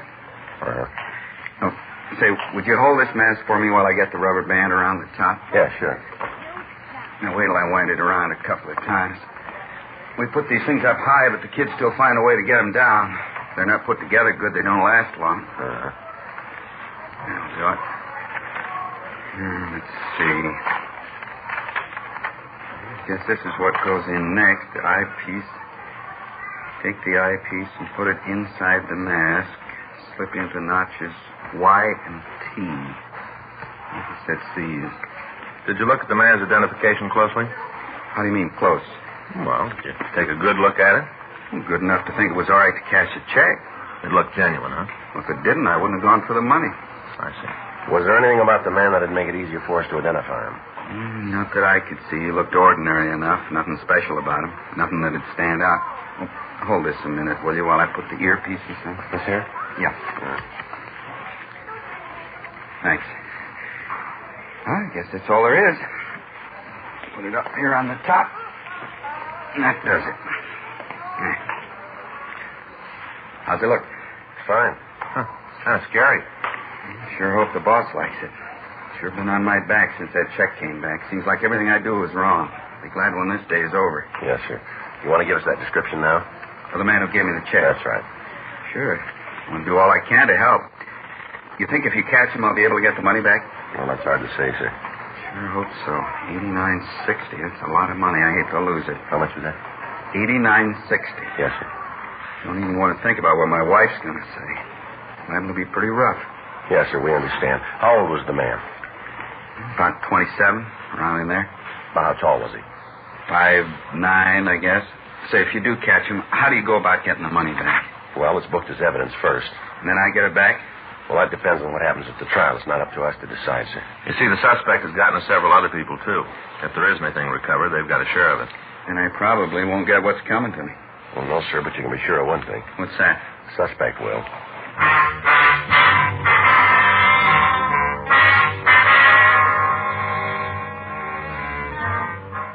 11:46 a.m. We got the complete description of the suspect, and we made arrangements for the victim to come down to the city hall and go through the mug books. The information on the driver's license was checked through R&I in the Department of Motor Vehicles, and we found it to be false. The first bad check had come to our attention on February 16th, 5 months previously. Between then and the present forgery, the gang had taken approximately $60,000 from businessmen in the Southland area. All attempts had been made to stop them. The checks cashed were all issued for the same amount, $91.10. The checks were drawn on real companies, but on banks where no account existed. Examination of the forgeries by the crime lab and by handwriting showed that the checks themselves were not genuine. The signatures on each of them varied. The typewriter used to fill in the payee and the date was different in each instance, as was the check protector used. M.O. bulletins carrying pictures of the checks and lists of the companies that they were drawn on were gotten out to all supermarkets and check-cashing agencies in the city. None of the precautions we took did any good. The gang continued to operate. Each of the victims was questioned, but the descriptions of the suspect that they gave us was different in each instance. Examination of pictures of known check forgers using the same method of operation netted us nothing. The stats office had made several runs on the information we had, but they were not able to come up with any new evidence. George Brereton up at Sacramento was contacted, and he furnished us a list of possibles. These were all checked out, and several arrests were made, clearing up other forgeries, but our prime suspects were still free, and they were still operating. Wednesday, 4:15 p.m., Frank and I came back from Captain Welsh's office. Well, now we know how the skipper feels. Can you blame him? No, I guess not. We're doing all we can. If the people who run the stores won't look at the bulletins, there's nothing we can do. The brakes are bound to go with us pretty soon. They got to start sometime. I get it. Forgery Friday. Oh, just a minute, ma'am. Fergie around? I don't know. I'll take a look and back. Hey, Fergie, then? Fergie? No, he's not here. He's not here right now. Can I take a message? Mm-hmm. Yes, ma'am. No, he's not working today. Yes, ma'am. Well, if you give me your number, I'll have him call when he gets in. All right. That's 98. Yes, ma'am. No, it's right in the message book. No, he'll see it. That's right. Yes, ma'am. Mm-hmm. No, he'll look at the book when he comes in. No, the first thing. You bet. Well, you're more than welcome. Yes, ma'am. Bye. Problem? No, she just didn't believe that Fergie'd get the message. Yeah, I know. Sometimes Faith has the same thing. Sergeant Friday? Yes, that's... Oh, hi, B. Come on in. Wasn't sure you'd be in. You know my partner, Frank Smith, don't you? Beatrice Dowling? Yeah, we've met. Sure, I haven't seen you in a long time. Sit down, B. Here. Thanks. There you go. Well, what can we do for you? I just thought I'd drop in and say hello. It's been a while. Yeah, it has at that. How's it been going? Pretty good. Got myself a job when I got out. Things are working good for me. How long's it been now? A year ago, last January. Well, is there anything we can do for you? No. Might be the other way around. How do you mean? I never got a chance to tell you, Sergeant, how much I appreciated what you did for me, what you said in court. Well, we just told him the truth. Yeah, I know. It would have gone a lot harder with me if you hadn't been on my side. Well, it's nice of you to think of it that way, anyway. It's true. Never got a chance before. Now maybe there's a way I can pay you back. It's not necessary, you know. I know. I want to. All right, what do you got? You know how it is. When you get out of jail, you meet a lot of people in the business. They all got a deal for you, something to put you back on your feet. Yeah, I know. Same thing happened with me. I stayed clear of it, though. Never went near them. Well?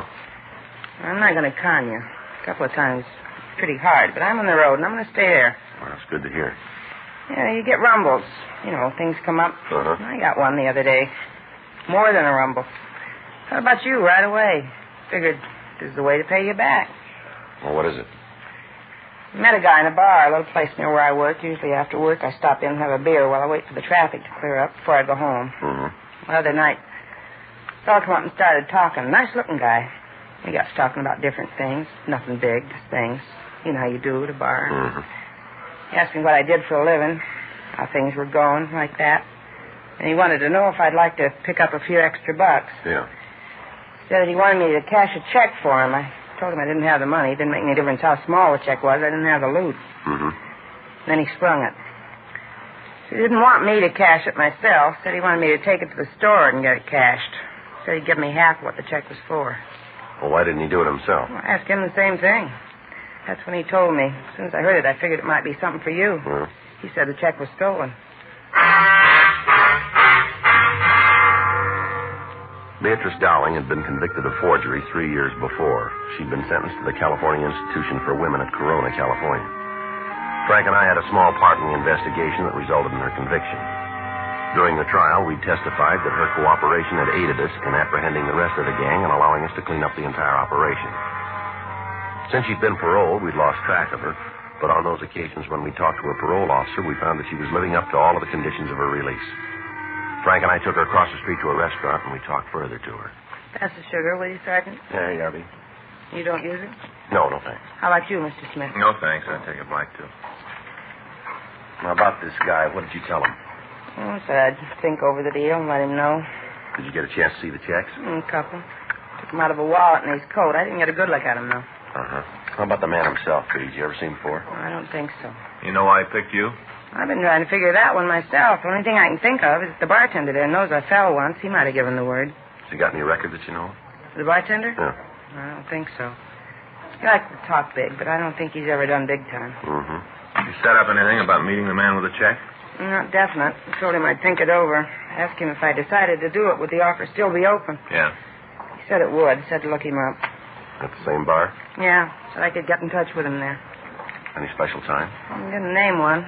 I want you to know I wasn't even figuring to go through with it, not for a minute. When he told me the checks were stolen, I thought right away about you. Thought you might want the information. I never figured to get mixed up in it. Well, we'll buy it. What are you going to do about it? Try to find out where the checks came from. While you were talking to this guy, did he use a name at all? No, not right out. While we were sitting there, another fellow came in and talked to him. I heard the other guy call him Cecil. Well, how about this other man? Did you know him? No. Never saw him around the bar? No, I never did. Well, look, B, there's something I don't understand. If you stop at this bar all the time, how come you haven't seen the Cecil before? Looks like he's a regular customer of the place. You don't believe me, do you? I'm just trying to get it straight. I told you before, I only go in there about 5:30. I'm only in the place maybe 15 minutes, and I leave. There's a lot of time when people are coming in and out that I'm not there. I see. Listen, I'm trying to give you guys something for free. You don't want it? Don't worry. You're not going to hurt my feelings. No, it's not that big. Frank and I have been on a thing for the last 4 months here. It's been giving us a lot of trouble. Yeah. Well, that's it. Think it's worth anything? We're going to check it out.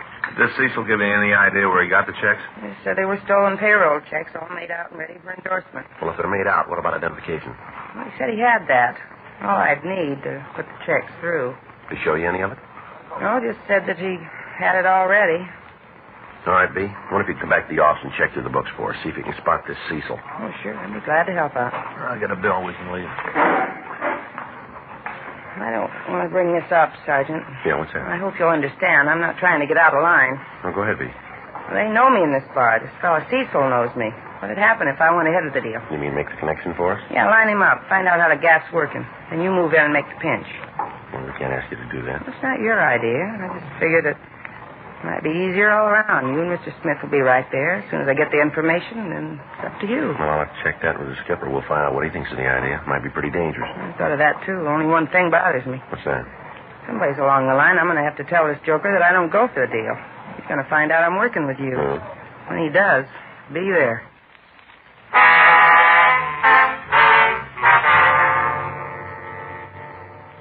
We returned to the office and made arrangements to meet Beatrice Dowling the next day. Frank and I got the name and description of the bartender at the place where the Dowling woman said she'd been approached. We ran it through R&I, but we were not able to find a record for the man. The next morning, we met with Captain Welsh and told him of the idea. He agreed that it appeared to be the only way we had of stopping the suspect. We contacted Miss Dowling and made arrangements for her to be kept under constant surveillance. The same day, Thursday, July 12th, at 5:20 p.m., she entered the bar. Frank and I were parked down the street in our car. How about it? See the doorway? Well, all we can do now is wait. Yeah. Here, you want a cigarette? I got one. Oh. What's the matter? You got a cigarette? Yeah. You got one I can have? There's some right here, sure. Here. Thanks.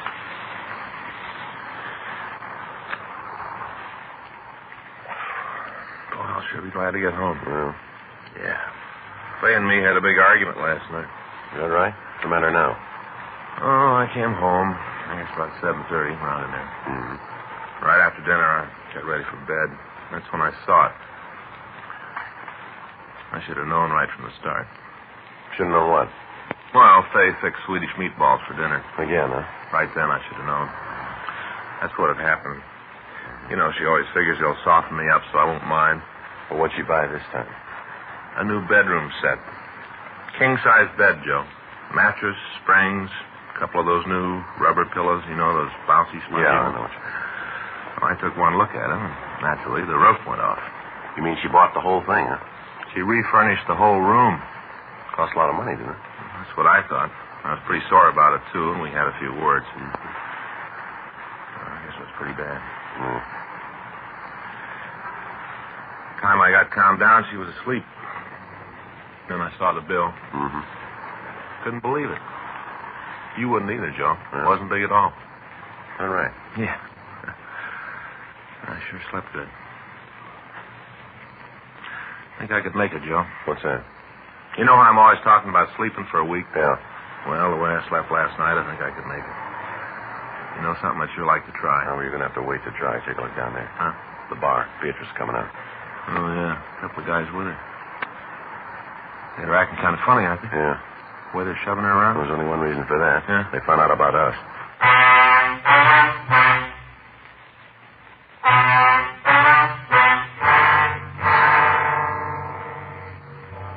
Frank and I followed the three people down the street. A half a block from the bar, they got into a black Oldsmobile sedan and pulled out into the line of traffic. We kept them under surveillance while they drove to the downtown area. We called communications and got a rolling make on the car. It was registered to a Cecil Maddox, 2482 North Alexandria in Hollywood.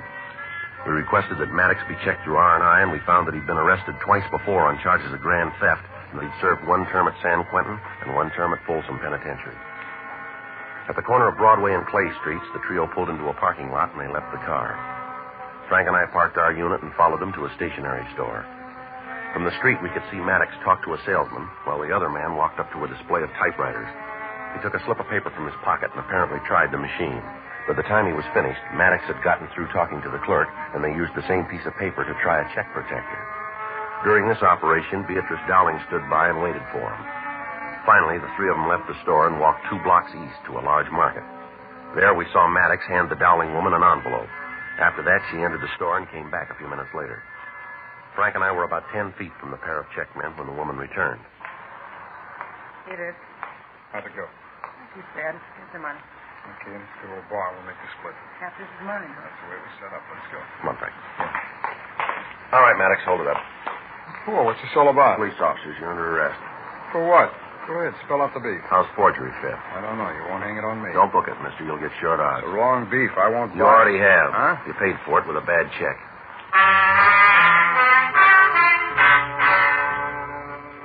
The 2 suspects were taken to the city hall.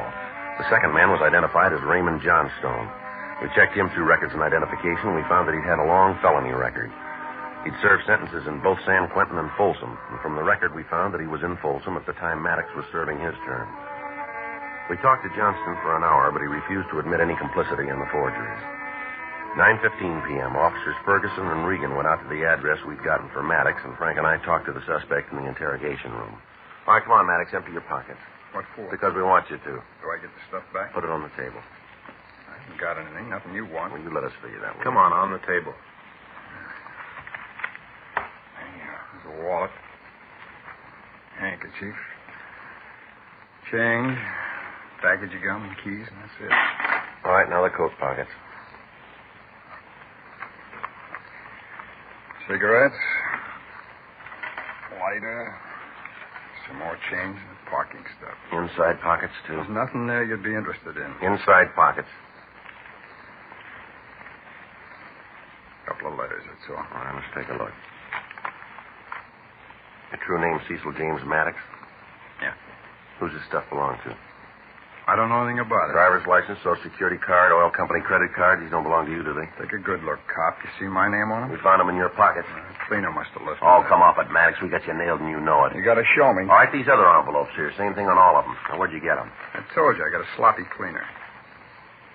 Frank, you want to check, see if Fergie's back? Yeah, sure.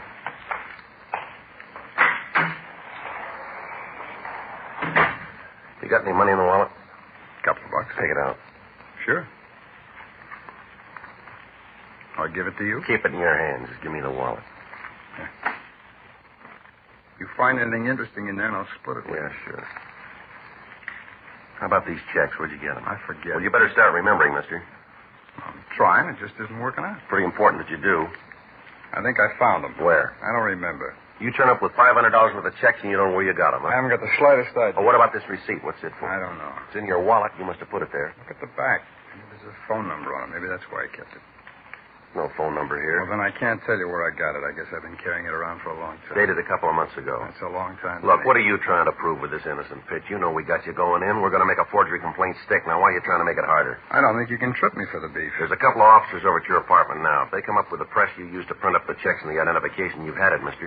If they find the press. That's right. Only one big hole in the fairy tale. Is that so? I haven't got a press. I don't know where I got those checks. I think I bought them. You try to take me to court on that kind of evidence, and you'll make the front page as the dumbest cop of the year. Joe. Yeah. Got something for you. You wait here, Maddox. Only one door, and you're in front of that. I'm not going anyplace. Just sit still. Yeah. How's it going? Not too good. He won't cop out. How'd you do? Well, I talked to Fergie. They went over to Maddox's apartment. Yeah. They didn't find anything.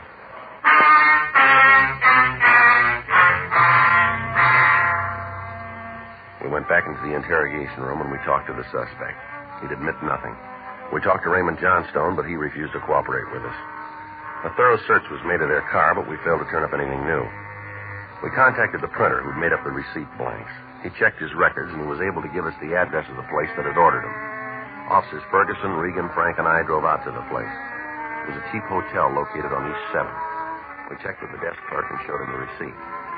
He told us that two men answering the descriptions of the suspects had rented a room 2 months previously.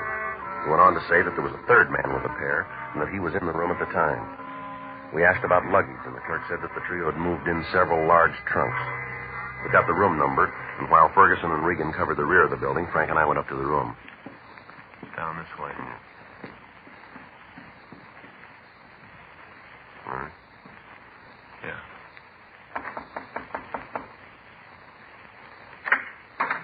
Yeah? Paul Hadley? Yeah, that's right. What do you want? I'd like to talk to you. I'm kind of busy right now. What's it about? Police officers. Get out of here. All right, get out. You got no call to bust in here. I'm not doing anything wrong. Then why'd you try to keep us out? I just don't like cops running all over the place. Where's that door go? Bedroom, but there ain't nothing in there that concerns you. I'll take a look. You stay out of there. What's this all about anyway? What are you cops trying to build? How about it, Frank? Take a look. Come on, Hadley, over here.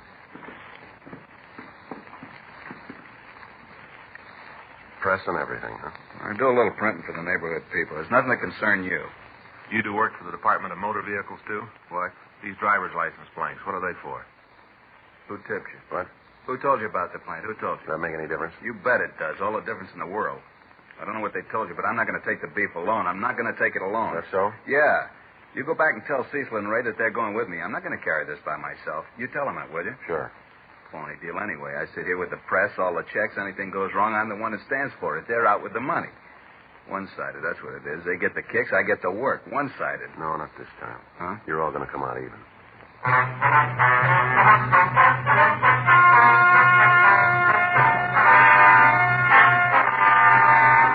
Cecil James Maddox, Raymond Richard Johnstone, and Paul Milton Hadley were tried and convicted on 18 counts of forgery. They received sentence as prescribed by law. Forgery is punishable by imprisonment in the county jail for not more than 1 year, or by imprisonment for not more than 14 years in the state penitentiary. You have just heard Dragnet, the authentic story of your police force in action, and starring Jack Webb, a presentation of the United States Armed Forces Radio Service.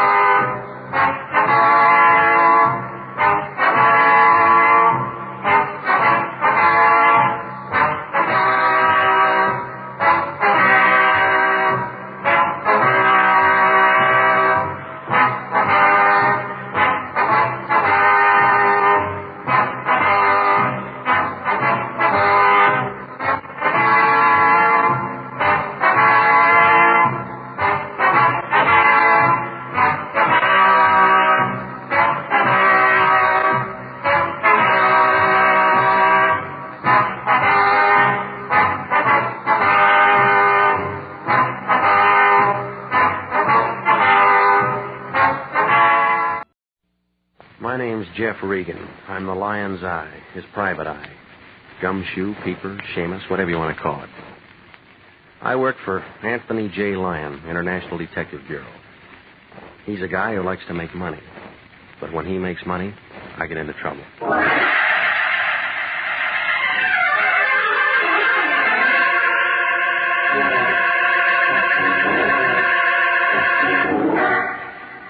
Here's the kind of adventure you've been waiting to hear. Hard-boiled action and mystery as told by Jeff Regan, Investigator.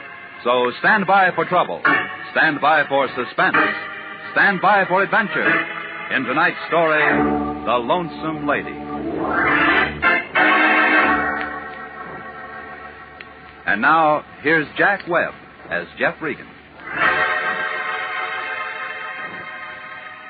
Well, this is the way it started. Everything was routine. Melody was at her typewriter working on the usual sheet of paper, backed by the usual 4 carbons, routine. The smell of the Lion's 50-cent cigar hung in the room, routine. And the air conditioning was out of order, all routine. I looked over Melody's shoulder and read the memo. Attention, International Detective Bureau, Anthony J. Lyon, from the American Insurance Company Claims Division. Here you are. Keep the original for yourself and give the others to Mr. Lyon. I guess you're going to be on this. On what? You beautiful thing, you. Huh? Jeff, don't do that. Somebody might walk in. Mr. Lyon will tell you all about it. My new boyfriend, huh? Not Jeff. Mr. Lyon's waiting for you. Okay. I'll talk to you later. Regan, ever hear of a guy named John R. Renzo? Nope. A doctor named Maurice Wade? Nope.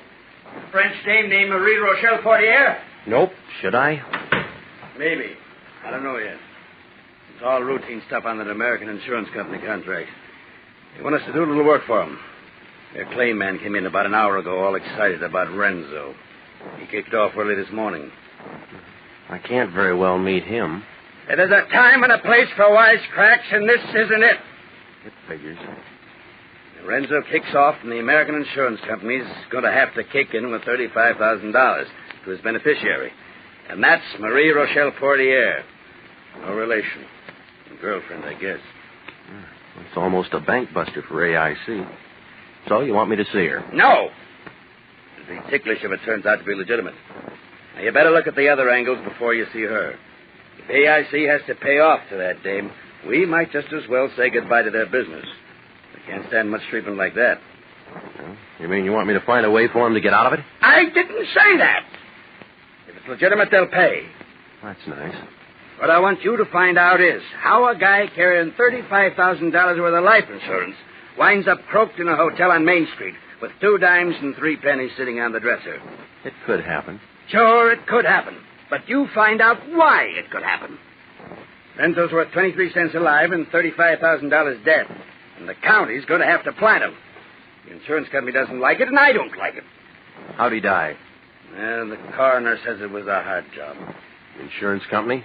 Insurance office says Renzo applied for the policy 3 weeks ago. It was approved 10 days ago, and he kicks out today. Everything's fine. On paper. So what am I supposed to do? Find out what isn't fine about what that physical Renzo passed. Now, you can start with the insurance doctor, name him Maurice Wade. And get on him first. And call me if you run into any trouble.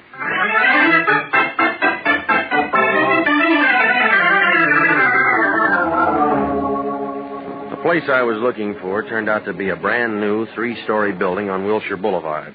In the hall, I could still smell wet plaster and cement. There was one name on the neon-lighted directory, Dr. Maurice Wade, internal medicine, diagnosis, and the numbers 310. The sign on the self-service elevator said, do not use, so I climbed the 3 flights of marble stairs. The first door at the top was 310. Enter. I entered. A blonde girl in a white uniform sitting at a small desk smiled up at me through sharp white teeth, showed me 1 well-shaped leg and 2 well-manicured hands, all routine stuff. How do you do? Have you an appointment? No, I don't. I was hoping I could see Dr. Wade without an appointment. Well, that's almost impossible. He's so busy these days. I'm Miss Porter, his nurse. Perhaps I can help you. Well, my name's Regan, but I'm afraid I'll have to see him. Oh? Oh, if you don't mind, I'll just stick around and wait for him. Oh, he isn't in just now, and I was just about to go to lunch, Mr. Regan. Well, that's fine. We'll go together. Dr. Wade will be in at 2 o'clock. You can come back then. I get it. 2 o'clock. It was right then that my day began to change. I stepped outside the office door and walked over to the brand-new stairway of that brand-new building. Now, get this. I stopped a minute because I thought I heard somebody opening the doctor's door. I turned around to take a look when I felt something brush my arm. The stairway suddenly turned upside down and began to walk up me. There was a lot of noise all around, and I was trying to yell for somebody to shut it off. It got louder and louder and louder. It was then I decided this wasn't routine.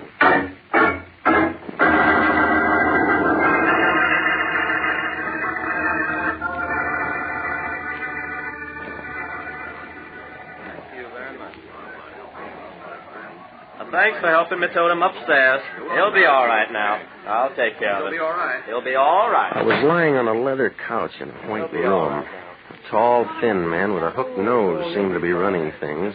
He was waving an arm at a vague crowd of people near the door. Then somebody I couldn't see shoved a bottle under my nose. Give him a whiff of that. There you are. I think you'll be all right now. Now then, can you hear me, mister? Oh, don't try to move yet. Nothing broken, but you had quite a tumble for yourself, my friend. Quite a tumble. You might have been killed. That's what I was thinking. Somebody shoved me. What's that? I was shoved. That's crazy. I was on the second landing when you come falling down. Wasn't anyone around? Oh, why'd anyone want to shove a man down a flight of stairs? I don't know. You're just plumb bruised and battered, mister. When you get to thinking about it, you just got dizzy from the heat or something. Now, didn't you? Maybe. I'll show you. Mary, hand me that like a good girl. Here you are. Here. Try a little of this. Thanks. That help? Yeah. Have another. You want me to call you a taxi, Mr. Regan? No, thanks. I got a car out in front. Better you rest up a minute or two longer, friend. My name's Wade, Dr. Wade. This is my office. Wade, you're the man I came to see. Well, I don't believe I know you. You one of my patients? Oh, this is Mr. Regan, Doctor. I explained that you took patients only on appointment. Mm-hmm. Well, as long as you're here, Mr. Regan, what can I do for you? Well, I'm not a patient. I've been retained by the American Insurance Company to investigate a claim concerning a former patient of yours, a man named Renzo. A private investigator. We're checking on a policy that was issued on him. You were the examining doctor. You don't represent the district attorney's office or anything like that? No, I don't. I'm with the International Detective Bureau. You don't have a warrant that says I have to show you my files. No, I don't. I thought that as long as you were employed by the insurance company and you conducted the examination, that you Well, give me back my bottle, mister. And then you can get on out of my office. Huh? And get out fast. If I'd have known you was something like that, I wouldn't have drugged you up here in the first place. Now get on out of here before I throw you out. Well, you can see how things stood between Dr. Maurice Wade and me. I walked out of the place with as much dignity as I had left. I had other plans.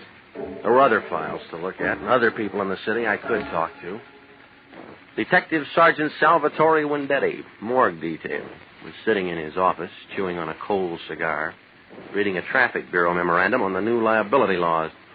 Well, if it isn't Jeffy the Regan. How are you, Jeff, boy? I haven't seen you in a long time. Pull up a chair. What happened? I fell down a flight of stairs. You ought to be more careful. Lots of people get killed doing things like that, so what can I do for you? Sally, I want you to find out about a man named John R. Renzo for me. He died this morning, and your office is handling it. Renzo. John Renzo. Johnny Renzo. Yeah, sure, we got him in the icebox now. Want to see him handle it myself. No, thanks. I know he's dead. What else? Well, never really a bad actor, never really a good one either. Mind you, all the boys in the beat knew him. Why? All right, tell me some more. Well, he made Lincoln Heights Jail about 9 months out of 12 on a vag rap, one thing or another, routine. Vagrancy? Just one of our lazier citizens, so he's dead now, so what's to it? He was insured for $35,000. Oh. Yeah, that's what I'm thinking. So somebody's mighty glad to see little Johnny dead. Who gets it? Her name's Marie Rochelle Portier. No relation. Hot time in the old town tonight for her. Mm-mm. Tomorrow night. The insurance company has 24 hours to investigate. Ah, that's what you're doing. All right, Regan, what else? Well, you got the coroner's report? Oh, sure. Right here, came in an hour ago. It was a heart job. You sure? Positive. No one deader than Johnny Renzo. It was bound to happen the way it did sooner or later. Was he an old man? 45, 50, maybe. You can never tell on that kind, but all of us around here knew it. Knew what? That his sticker's been bad for years. Every time he made the heights, I'd give him a soft job. Couldn't take a chance. Hey, look, Sally, are you telling me it was chronic heart condition? I'm telling you, it was a chronic heart condition. Well? Mm-hmm. I need that telephone. Not this one. Only inside calls. Try the one across the street.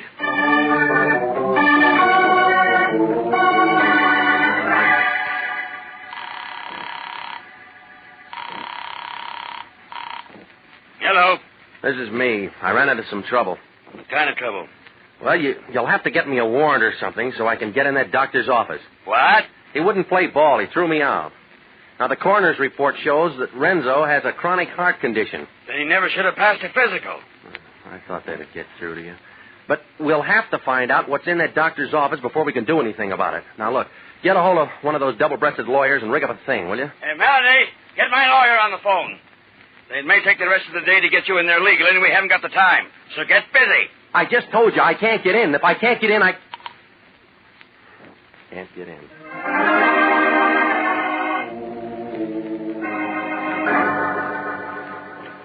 I hung up the phone, stepped out of the booth, and crawled into my car.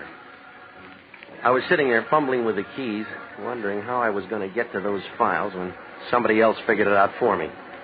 He was a big man in a brown sport coat.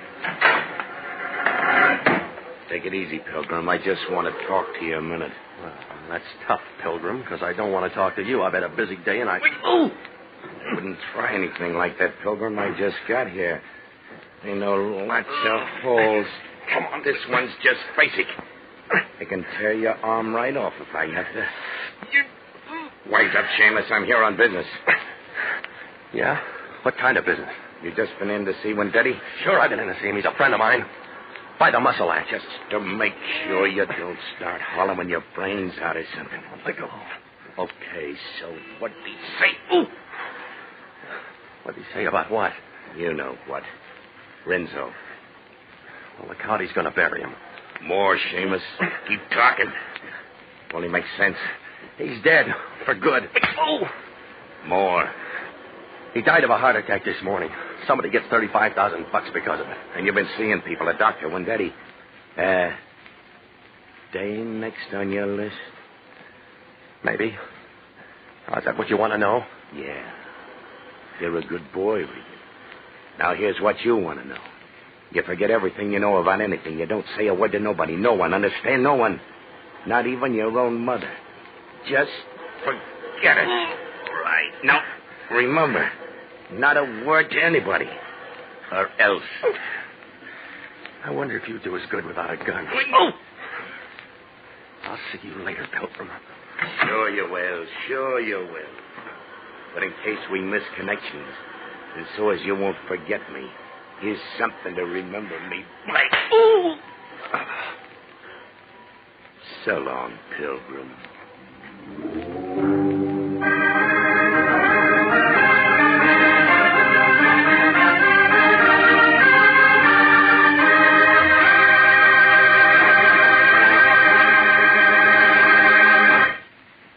We'll return to Jeff Regan, Investigator, in just a moment. The Army Nurse Corps Reserve still has commissions available. If you're a graduate registered nurse between the ages of 21 and 45, you may be eligible for a commission in the Army Nurse Corps section of the Regular Officers Reserve. Those who meet the high standards and qualify to serve with this fine organization may elect active or inactive status. Nurses requesting inactive status will continue with civilian nursing, but stand ready to serve in time of emergency. In addition, they have the opportunity to take advantage of special training courses. Nurses who request active status enjoy the same pay and privileges as all other officers. Graduate work is provided at the Army's most modern teaching centers, and the nurses obtain educational experiences that benefit them in both civilian and military nursing. Now, if you believe you qualify for a commission in the Army Nurse Corps Reserve, apply to the Adjutant General, Washington 25, D.C. That's the Adjutant General, Washington 25, D.C.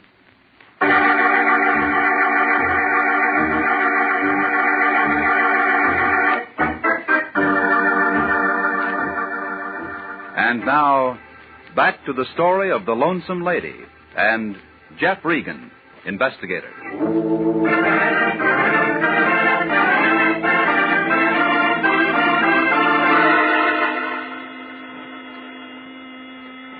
This wasn't routine either.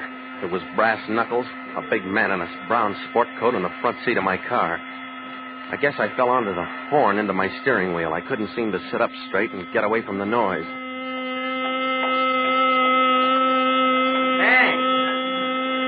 Hey, what's the trouble, pal? Hey, don't you like peace and quiet? Hey, come on, sit up. Oh. What happened to you? I don't know exactly. I don't know. Gee, your face is cut up a little bit. You have an accident or a smash-up? Yeah, something like that. You want me to call a cop? Oh, no. I'll handle this myself. Yeah, but don't you think you ought to go home and get some rest? Maybe you ought to find yourself a sawbone or something. Huh? Maybe you ought to find yourself a doctor to kind of fix you up. You're right. You're absolutely right. Yeah, that's a good boy. You take care of yourself, yeah.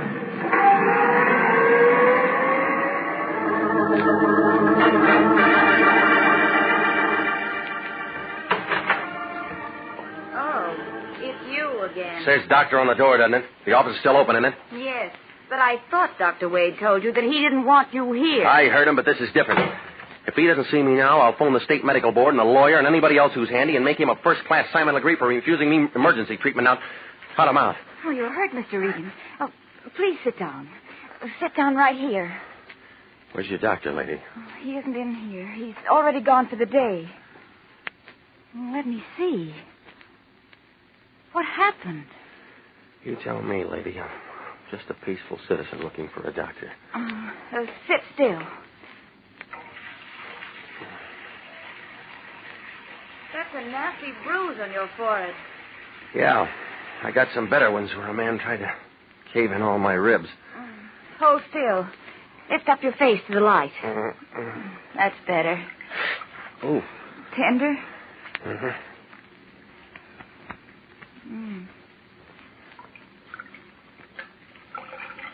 First the stairs, now this. You've had quite a day, Mr. Regan. Maybe you ought to quit. Hold that right there. While I touch up this cut on your chin. There. Who'd you say you worked for? International Detective Bureau. I'd resign if I were you. They're working you too hard. What's happened lately isn't exactly routine. What happened lately? Well, I found out that the man who died this morning had a chronic heart condition, and he should have never been insured. Your doctor's in this up to his ears for passing him. Go on. A big man in a brown sport coat doesn't want anybody to look into anything. He's the one who did this. That's right. That should hold you. Thanks. Oh, wait a minute. Where you live? Huh? Your address. I'm coming over to your place tonight. You are? If what you say is true, my doctor's going to get 5 to 15 in San Quentin for doing a fix on an insurance examination, and I might be dragged into it. And I wouldn't want that to happen. So? So I'm digging up that file and bringing it over to your place, and we'll see what's what. Why not look at it right now? Isn't here. We just moved to this place 3 days ago, and half the stuff is still in the old office. All right. I'll buy that. Try 1720 North Taft, 308. In about 2 hours. Why so long? You need some rest. Besides, your shirt's bloody. Well, what was that name? John R. Renzo, R-E-N-Z-O. All right. You can expect me. Feel better now? Yeah, much better. You know, you freeze me, lady. Your boss throws me out, you fix me up, you help me. Maybe I wouldn't have fallen down those stairs if you hadn't sent me out to eat alone. Call me Mary if you like. I thought it'd be something like that. Mine's Jeff. I've had a hard day, Mary. I know. But maybe it'll be a better day from now on, Jeff. You know, I had a feeling I was going to like you.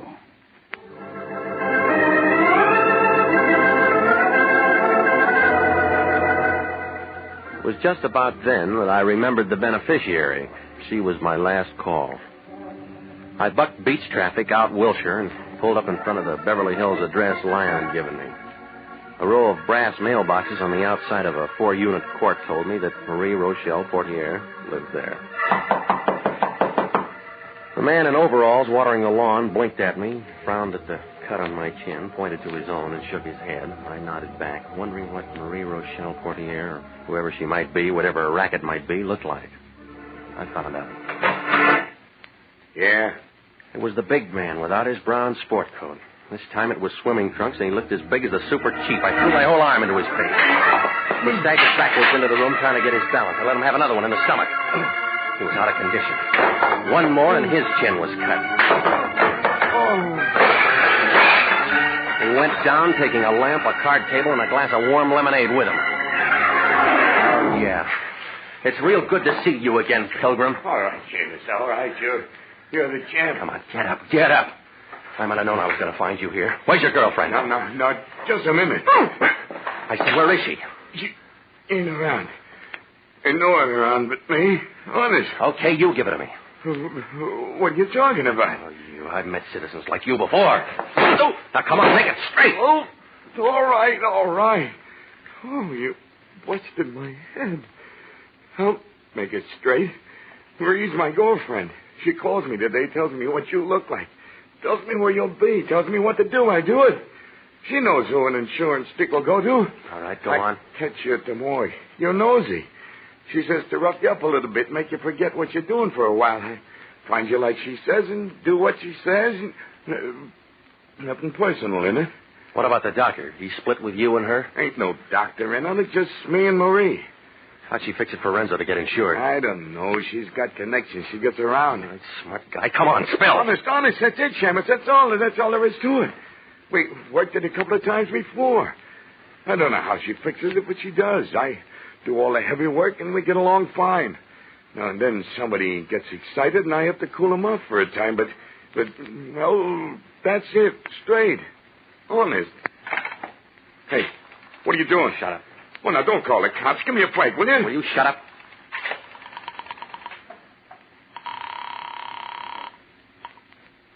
Lance. It's me. Regan, where have you been? I'm calling from the address of Marie Rochelle Portier. I told you not. Look, there's a big ape here who roughed me up today, trying to put me out of commission. I don't care about that. We have only 12 hours. Come on out and pick him up and get a statement for a warrant. Warrant for who? For Marie Rochelle Portier. This monkey can give you enough to have her picked up. She's the one we want. You sure about that? I found out that the doctor who wouldn't let you into his office is in a lot of trouble. Got a wife suing him for divorce, and he might have been it's trying... the Portier dame we want. As soon as you get a warrant on her, it'll make that insurance policy invalid. I still don't trust that doc. It's early yet. Why don't you hop over? You bringing the cops out here? Look, Shamus, I got a little dough, and it'd come to more than a ton a day in expenses you're getting if you... Now you. Stay here, Pilgrim. I'm tired. I'm going home.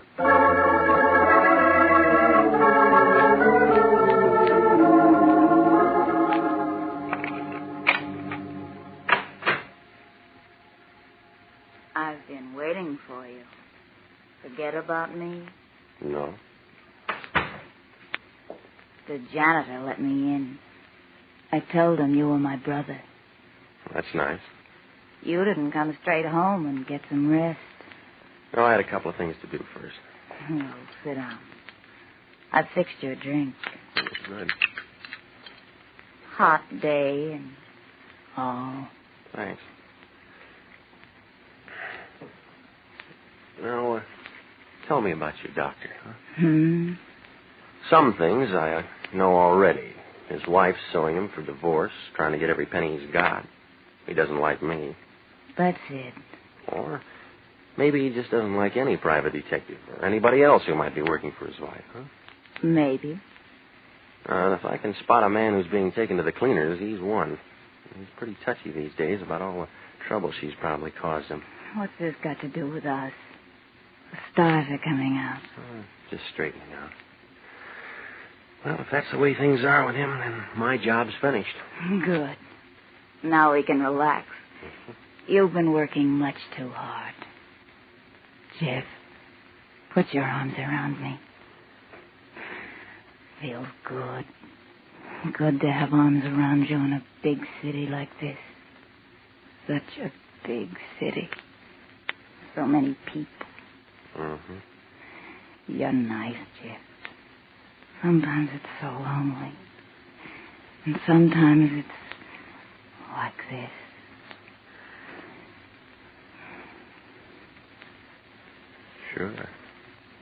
Sure, Marie. Darling. Marie Port here, Mary Porter, it's all the same to me. No, don't reach for it, lady. I took it out of your purse. I know, I tricked you. I've been wanting to trick somebody ever since you shoved me down that flight of stairs this morning, ever since you shagged your big boyfriend on me. I'll kill you. I'll kill you. No, not today, you won't. I'm not insured. All right, take it easy. Oh, let me go, Jeff. Let me go, please. You were so lonely in the big city that you just sat down and passed time making out phony medical reports and counting the insurance checks that you collected on bad bets. Oh, please, Jeff. Oh, just let me go, please. So you have me thinking that a doctor's phony when the only thing that's bothering him is a wife and a divorce Oh, suit. Jeff, listen to me. And when I start getting close, you try to scare me off. And when I get really close, you figure to drop over and put on a good act. Oh, Jeff, listen to me. They'll send me to prison. They'll make me grow old and ugly there. Oh, Jeff, please let me go. I'll do anything. Jeff, you can let me go. You can. You will. Oh, please, Lion. Jeff. Me again. Let me You go. got that warrant? Yeah, he's spilled. Where are we going to find that dame? She's probably skipped. Oh, no, she's at my place. What? I'll do anything, Look, anything. get somebody over quick, will you? Please. Get him over while she's still here.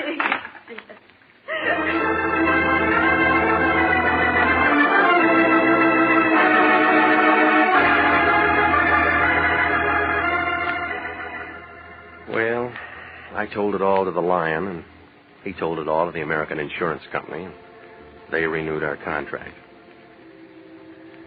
She's being arraigned next Monday. What happens after that is up to the jury. Melody had a question. Jeff, what do you think they'll do to her? Well, she'll get about 10 years, I guess. If Mr. Lyon hadn't had that contract with AIC, would you have turned her in? Sure I'd have turned her in. It's my job, isn't it? Well, it's a big city. A lot of lonesome people down there. They allowed her one call when they took her to jail. She called here asking for you. Jeff, why did she do that? I don't know, Melody. I don't know.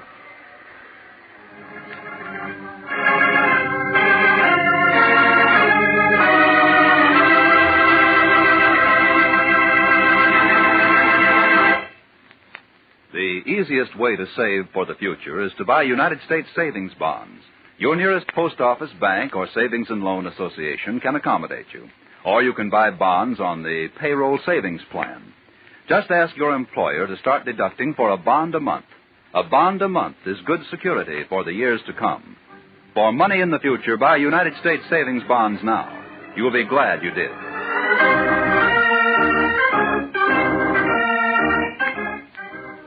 Jack Webb is starred as Jeff Regan, with Wilms Herbert as Anthony J. Lyon. Eve McVeigh was heard as Mary Porter, and Ken Christie as the big man.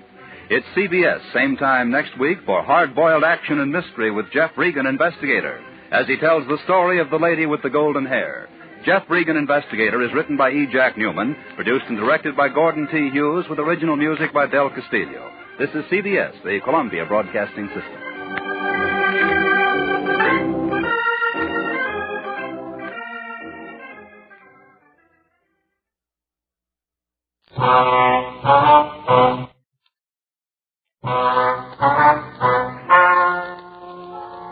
Ladies and gentlemen, the story you are about to hear is true. The names have been changed to protect the innocent. Dragnet, You're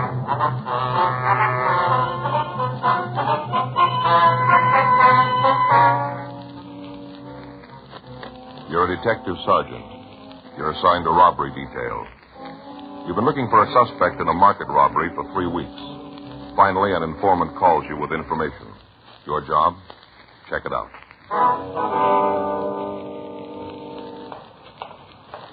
It was Tuesday, February 17th. It was cold in Los Angeles. We were working the day watch out of robbery detail. My partner is Frank Smith. The boss is Chief of Detectives Thad Brown. My name's Friday. We were on our way out from the office, and it was 10:56 by the time we parked our car and got to 4278 Winona, the Balinese room. Hi, Joe, Frank. Van, how's it going? I'm walking around, about all I can expect. Sit down. Thank you. Get you anything? No, thanks. No, thanks. Just made a fresh pot of coffee in back. Like a cup? Yeah, I might go for one. How about you, Frank? Sure. I'll get it. They both take it black, don't you? That's right. Yeah, man. What was it you wanted to talk to us about? What? I say, what was it you wanted to see us about? Just a minute. I'll be right with you. Hey, you want to take one of these cups? Yeah. Here, let me give you a hand there. All right. Here you go, Frank. Thanks. What do you got for us, Van? I read in the paper a couple of weeks ago where you had a stick-up at that big market out in the valley. Is that right? Yeah. Thief made it with close to $7,000. You got anything on it? Well, what did the guy look like? Well, the description we got was 28 to 30, 5'8", 5'10", 145 pounds, dark hair, dark eyes. Wearing a leather jacket and denim pants. It was all in the paper, Van. Well, it might fit then. All except the clothes. Huh? There's been a bohunk hanging around here the last couple of weeks. Got a roll that'd make a horse pretty sick. Yeah? The funny part is that I've seen him around here for a year, and he never had 2 dimes to rub together. All of a sudden, he turns up loaded. Popping for drinks all over the place. Loaded down with expensive watches, good clothes, everything that goes with money. What's his name, you know? Well, I don't know the whole thing. Been calling him Nick. That's all I know. He matches the description pretty close, huh? All except the clothes. Rags he's carrying now are the best. Don't look like they come from plain racks. Mm-hmm. Did you come up with any kind of a story about the money? No, I kind of hinted at it a couple of times, you know, in a joking sort of way. I didn't want to be too nosy. Yeah, I know. All he says is that he met the locksmith to Fort Knox. Passed it off as a big joke. Says he found the easy way to live. Well, might be our man. You have any close friends? No, Joe. He plays it kind of solo. He dated Madge a couple of times. Who's Madge? She's the waitress here. Comes in about 6. She works the tables in back. Mm-hmm. Did she tell you anything about the guy? No, I asked her, but she says they had dinner, took in a couple of clubs, and he took her home. Played it straight all evening. Mm-hmm. Kind of worried Madge for a couple of days after. Figured she was kind of slipping a little. You didn't say anything to her, huh? No kind of a tip-off. Played it real straight, like I said. Do you have a job? Well, not so as you'd notice. Doesn't seem to have any working hours. Used to walk in here at all hours. Got any other friends? No close ones. He'd buy drinks for anybody that was around when he was popping, but he never came in with nobody. He never left with anybody. You seen him around lately? No, not for a couple of days. Got any idea where he lives? No, I don't think he pads down here in the neighborhood. How about a car? No go. All the time I saw him, he rode cabs. Took him here and left in them. Well, last time he left, you say where he was going? No, just shoved off. Said he might not be around for a couple of days and have a hot cup of Irish coffee waiting for him when he got back. What's Irish coffee? Oh, it's a new drink. I got it from a friend of mine up in San Francisco. A cup of coffee, Irish whiskey, topped with a jolt of whipped cream. This Nick drank them all the time. Yeah.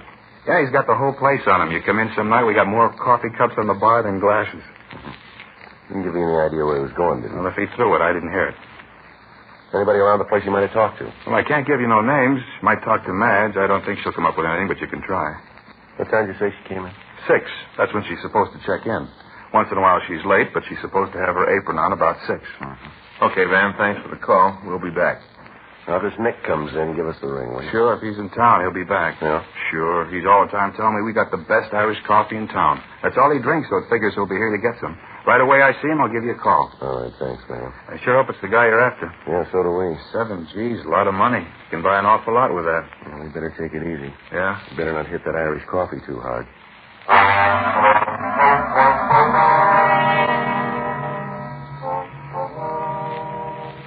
3 weeks previously, on Monday, January 19th at 9:40 a.m., a masked man had walked into a supermarket at the corner of Laurel Canyon Boulevard and Camarillo Street and held up the store for a total of $7,367. The alarm had gone out immediately, but the holdup man succeeded in getting out of the area. All routine procedure had been followed, but it resulted in no information to put us any closer to the thief.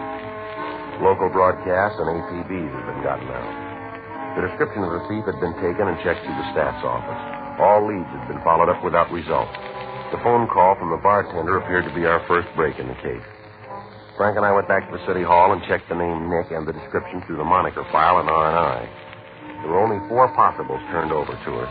We showed the mugshots to the bartender, but he couldn't give us an identification. We got the home address of Madge, the cocktail waitress, and we went out to see her. Her landlady told us that she wasn't home and that when the girl had left, she said she'd go straight to work. We waited for her at the bar, but after talking to her, we had no additional information to work with. The following morning, we began to canvass the neighborhood. We talked to shopkeepers and store owners. In several clothing stores, we found clerks who thought they remembered the man, but they were unable to give us any information on him. Late that afternoon, we talked to a jeweler. We asked if he had a customer who might fit the description of the suspect. Yes, sir. Seems to me I remember a man like that. What can you tell us about him, Mr. Hobbs? Not much. Bought quite a bit of merchandise. What did you want to know? Could you give us his name? I'm afraid not. How about receipts? Anything like that? No, sir. It was a cash sale. There's no reason to take his name. Uh-huh. Can you give us any information on him at all? Maybe if you could tell me what this is all about, I could help you out. Well, it's a police matter, Mr. Hobbs. You must understand, Sergeant, I want to do what I can, but it's rather difficult without knowing exactly what it is you're after. Well, we want to find the man. Any information you have that'll help us do that will be appreciated. I'm afraid there's nothing I can do for you. Well, how about the things he bought? You want the complete list? Yeah, how much did he buy? I'll have to look it up just a minute. All right, sir. Keep a record of your sales, do you? Yeah, I have to for tax purposes. Just a minute. Uh-huh. I'm not certain of the date. Take a minute to find. All right, sir. Take your time. Let's see. Yeah. Here it is. Bought a gold tie bar, set of cufflinks, and a wristwatch. Can you give us the description of the goods? Plain gold tie bar, square ends. Cufflinks were plain, sort of square design, no relief work. How about the watch? A Patek Philippe, solid gold. Anything about the watch that would make it easier to identify? No. You got a record of the case and movement number? Mm-hmm. You want that? Oh, might help. Yeah, I can get it for you. All right, fine. How'd he pay for this merchandise? In cash. Yes, sir, but what about the denominations of the bills? Would you remember what they were? I'm sorry, Sergeant, I can't help you there. It was a while ago, and I don't remember. Mm-hmm. Is there anything at all about the man that might help us identify him? An accent, maybe? Way walk, way dress? No.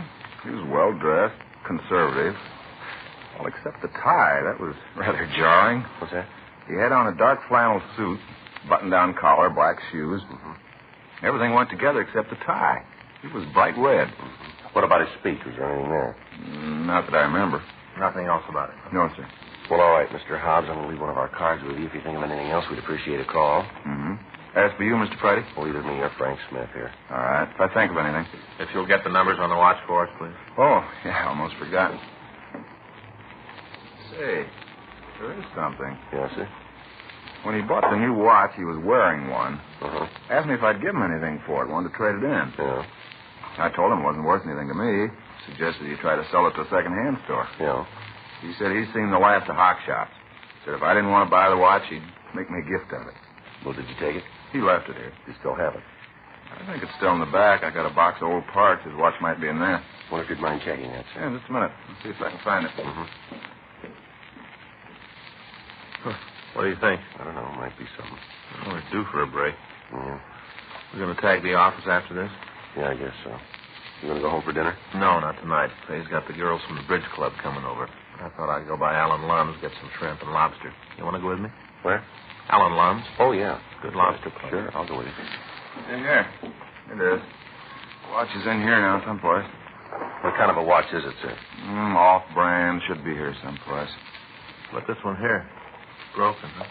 Let me see. Oh, yeah. Why? Nothing special. Kind of nice looking. Thought if it worked, we might be able to make a deal. If I sold you that one, I'd be in jail tomorrow, sure. Huh. Oh, wait a minute. Yeah, here. Here it is. This is it? Yes, sir.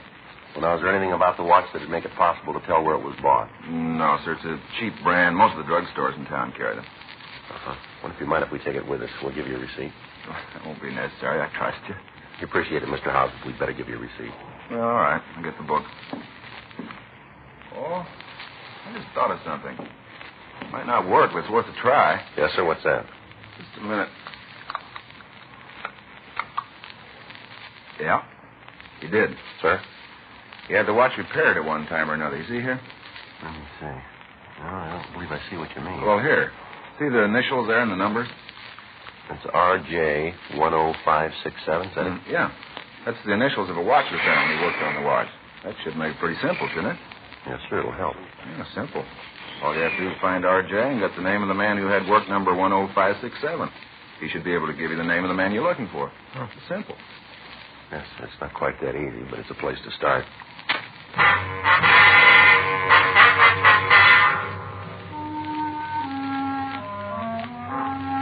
We left the jeweler and we went back to the office. We checked the phone book for a watch repairman with the possible initials of R.J.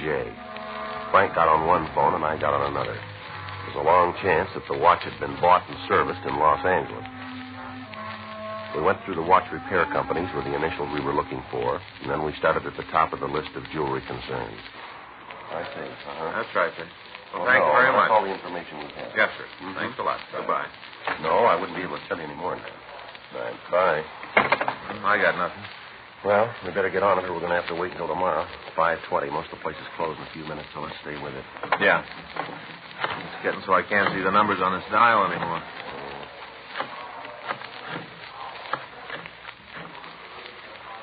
This is Sergeant Friday, Los Angeles Police Department. Hello. Yes, sir. Yeah, this is Officer Frank Smith. No, there's nothing Los Angeles wrong. Police Department. You have a watch repairman who uses Wonder the if you initials can give me some RJ. information. No, that's RJ. Yes, Yes, sir. Do you have a watch repairman who I see. uses the initials RJ? No, sir. No, we're looking for R for information. Robert, That's J all. as in Jane. Mm-hmm. We'd like to Nothing talk at to all. you. Yes, ma'am. All right, sir. Thank you. I'll wait. Bye. Thank you. I'll hang on. Nothing here. I don't know. Maybe we got a dead end. Yeah. She's gone to look here. I see. Mm-hmm. What's that? Uh-huh. Hello, this is Sergeant Wait just a Friday, minute, Los will you? Angeles Police Hey, hold it, Department. Joe. I got one. Just a minute, please. Would you hold on? Yeah, a that's minute, right. What'd This you is say? Frank Smith. Hang on a minute, I got one. This is Frank Smith, robbery detail? Uh-huh. Can you tell me who gave you the work number? Uh-huh. No, can you tell me who you gave the work number 10567 to? That's right. 10567. Yes, sir, I'll hang on. Got a guy now. He's checking it. Does it look good? Well, might be. Place down on 5th. West 5th. Well, I'll let this one go for me. Yeah. Hello, sir. Yeah, that's Yes, right, that's sir. right. Well, I'll call you back. 567. No, it's nothing important, Who? sir. Well, I may call back. I mean. Do you have an address for him? Yes, sir. Thank you very much. I see. Do you remember him at all? Mm-hmm. Well, thanks very much. We'll get in touch with you. Well, according to this guy, the watch was brought in by Mike Langley. Well, maybe we know who we're looking for now. Well, there's another problem, though. Yeah. There's no address on Langley.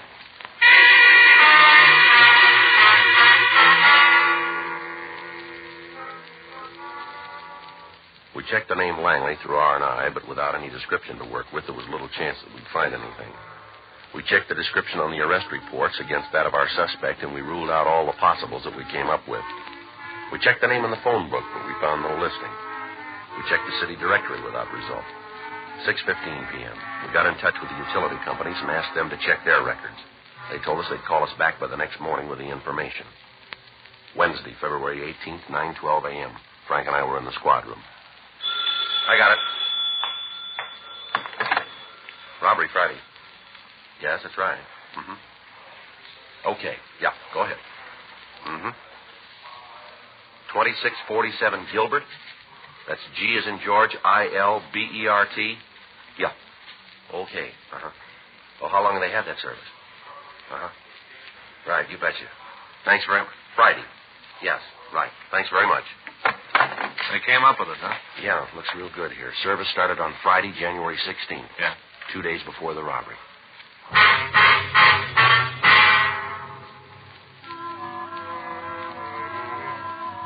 (9:52 a.m.) We made another check at R&I, and then we left the office.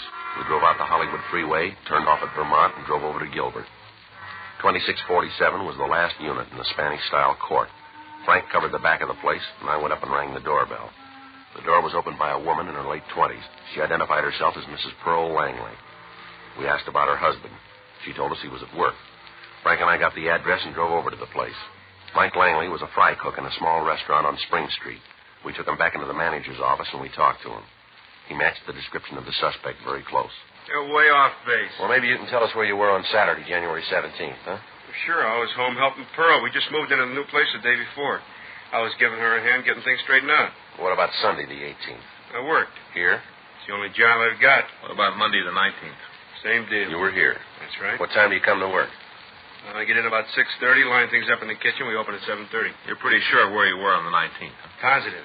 Any special reason you're so sure? What do you mean? Well, any reason you'd remember you were working on that day? Nothing besides I haven't missed a day since I took the job. When was that? About a year and a half ago. You have to check with the boss. He'd have a record of what days you were here, huh? That old skinflint, he's got a note on every minute I was in the kitchen. Probably tell you how many eggs I've fried since I've been cooking for him. You want to check on that, Frank? Yeah. I want you to look at something here, Langley, and tell me if you know who it belongs to. Sure, what do you got? Right here. It's a cheap watch. It isn't mine. You ever seen it? I don't think so. You ever been arrested? Why you ask that? Have you? No. Never been in trouble with the police? Not in California. Where? Texas. Where in Texas? Galveston. What was the beef? Drunk driving and nailed me on the boulevard. What'd you draw? Paid a fine, did 10 days. That's the only trouble you've ever had with the police? That's it. You're sure about this watch? Yeah. Never saw it before? No. No. Yeah. Be right back, Langley. I'd appreciate it if you could step it up. The boss is going to start docking me if I'm off much more. Yeah. What do you got? I checked with the owner. Uh-huh. Looks like we're far out on this thing. Huh? Langley was working all day the 19th.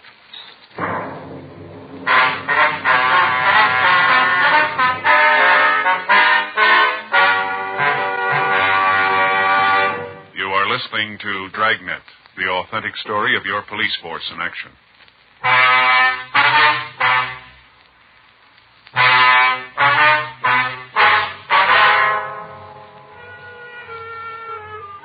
We contacted the authorities in Galveston and talked with officers Rex Torian and Reuben Guzman. They told us that Mike Langley had been arrested for drunk driving. They went on to say that he'd lived in the beach city for several years and that until his arrest he had never been in trouble. We brought him down to the city hall and we talked to him further. The victims of the holdup were asked to a special show-up, but although they said Langley looked quite a bit like the stick-up man, they couldn't give us a positive identification. He was released from custody. On Thursday, February 19th, we got a call from him asking us to come out to his home. Frank and I left the office and drove to the Gilbert Street address. We met Langley and his wife. You met my wife, Pearl, didn't you? Yes, sir, we Yeah. We met yesterday. Now, what'd you want to see us about, Langley? Sit down. Can I get you anything? A cup of coffee, something? No, thank you, man. I hate to bring you guys out here, but I want to get this thing cleared up. Yes, sir, we do, too. You got that watch with you? Yes, sir. Yeah. Here you are. Oh, thanks. Now, I got to thinking about it last night, about why you think it was mine. Yes, sir. I guess it didn't make much of an impression on me at the time, but I remembered it. Yeah? I figured out how you got my name on it. Yes, sir. I did take the watch in to be fixed. It isn't mine, but I did have it fixed. Well, who does it belong to? My cousin, Herbert Langley. He got in some trouble, and when he was at Quentin, he sent the watch out to me to have it fixed. I guess I must have forgotten all about it. You know where he is now? He was staying here with us. How long ago, ma'am? He got here the day after we moved into the house. That'd be Sunday. Yeah. I remember because Mike and me were trying to get the place straightened out, and Herb didn't do anything but sit around and guzzle beer. Didn't lift a hand to help. Is he here now? You mean staying here? Yes, ma'am. No, he moved out about a week ago. Did he tell you where he was going? No, he said he was tired of being a fifth wheel and left. Him and Pearl didn't get along too good. We sure didn't. One thing I don't go is a man that doesn't work. Laying around the house all day or else down at some bar drinking all day. Mm-hmm. Do you know what he was in jail for? Herb kept telling us it was a bad beef. They didn't have anything to do with it. What was the charge, do you know? Robbery. Where was that? Up north, was it San Rafael, wasn't it, honey? A real bum. Wish you wouldn't say that, Pearl. Why not? It's true. You just didn't understand him. No, and I didn't want to. I don't like him. I never did. All the time laying around, giving orders, wanted to be waited on, hand and foot. Always asking for something. Him and that lousy coffee. That was the end when he started asking for that Irish coffee. What do you mean? Oh, coffee, Irish whiskey, and whipped cream. Something he heard about someplace. Do you know where he is now? No. How about you, sir? Well, I haven't got the address, but he did say something about going back to see Mother. Where would that be? Texas. He wasn't sure. He just said he was thinking about it, though. Uh-huh. Did he say when he was coming back? No. Him and Pearl had a beef before he left. Yeah. Packed the bag, said he'd never be back.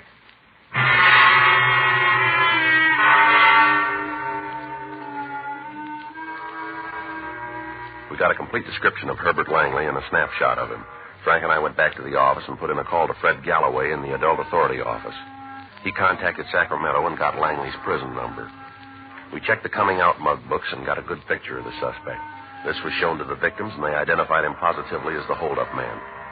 A local and an APB were gotten out on him, and a radiogram was sent to the authorities in Galveston, Texas, asking them to check on the suspect. We got a list of his known friends and other relatives. These were interviewed, but they were unable to give us any further leads on Langley's whereabouts. A week went by. On Friday, February 27th, Frank and I got back into the office from the main jail. Think he's telling the truth? Yeah, well, if he is, it's the first time. He hasn't had an honest job in the last 6 years. Better check the book, huh? Yeah. Robbery, Stewart. Yeah, just a minute. Joe, take one. Thanks, Stu. One? Miss Friday. Yes, ma'am. Uh-huh. Well, no, he won't hear it from us. Yeah. Well, how long ago was that? Yeah. All right, no, we'll check it out. Thanks for calling us. Right? Bye. Nothing in the book. It was Pearl Langley on the phone. Yeah. She just got a message from the suspect. Yeah? He's in town.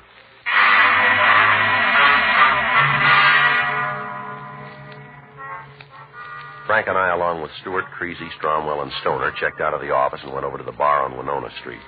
Mrs. Langley had told me on the phone that her brother-in-law had sent a telegram to the house asking that her husband meet him there after work. When we got to the place, the suspect wasn't there. Stewart and Creasy covered the front of the bar while Stromwell and Stoner staked out on the alley at the back of the place. Frank and I went inside and talked to the bartender, Van Gordon. Hi, Joe. Frank. Van? How's it going? You seen the fellow Nick that you told us about? No, not since I talked to you. If you'd been in, I'd sure given you a call. Why? Well, we got word he's in town. Supposed to show up here. How heavy is he? Well, we don't know for sure. You found out who he is yet? Yeah. We made him for a Herbert Langley. You got him for the market job? Victim say he's the man, yeah. Uh-huh. Well, when did he say he was going to be here? Oh, the way we got it, sometime this afternoon. Say you're going to take him here? Then try. Well, do me a favor, will you? Try to. What's that? Well, if there's a beef, will you try and steer him outside before he gets spat out? I don't want the place broken up. We'll do what we can. We get you anything while you're waiting? How about some coffee? Yeah, I think there's some left. I don't know how good it is. Well, as long as it's hot and black. I'll get a couple of cups. You want to drink it here at the bar? No, we'll take it in one of the booths. Okay. Hey, you'll remember, huh? What's that? I'll try to steer him outside. Yeah, Van. Frank and I sat down in the booth and we waited. 2:30 p.m. 3. No sign of Langley. 3:30. Several people came in and sat down at the bar. The bartender tried to get him out of the place as soon as he could. In the event there was any trouble, we didn't want anyone to get hurt. 4 o'clock. 4:15. Hi, Van. How's it going? Oh, pretty good, Nick. Where you been? Oh, took a couple of weeks out of town. Had some business to do. Uh-huh. How'd it be? Irish coffee, huh? Yeah. Put some whipped cream on it this time. Sure. All right, Tim, let's go. Yeah. You ever been up through Washington, Van? No. You should try to make the trip sometime. Sure beautiful. Got something you want? Herb Langley? Well, who's asking? Police officers, you're under arrest. They're right. Stand up. What's the charge? Robbery. Now stand still. I'll shake him, Joe. Get him outside. I'll steer him outside. Don't break up the place. Get out of here. Come on, get out of here. All right, come on. Get up.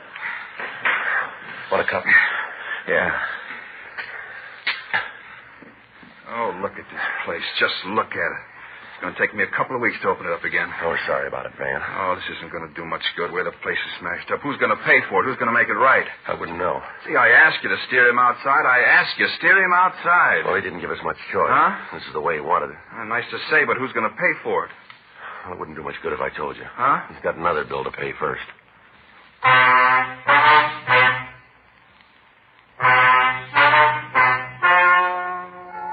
The story you've just heard is true.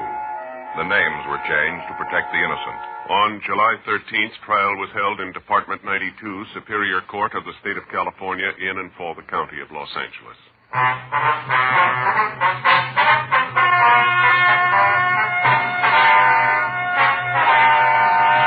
Herbert Colby Langley was tried and convicted of robbery in the first degree, 1 count, and received sentence as prescribed by law. Robbery in the first degree is punishable by imprisonment in the state penitentiary for a period of not less than 5 years. You have just heard Dragnet, the authentic story of your police force in action, and starring Jack Webb, a presentation of the United States Armed Forces Radio Service.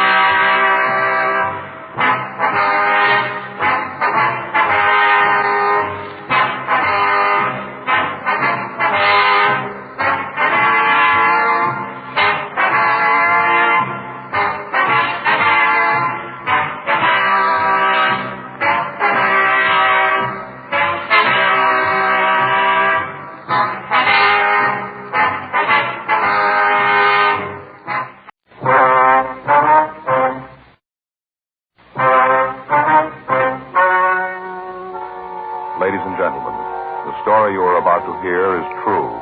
The names have been changed to protect the innocent. Dragnet.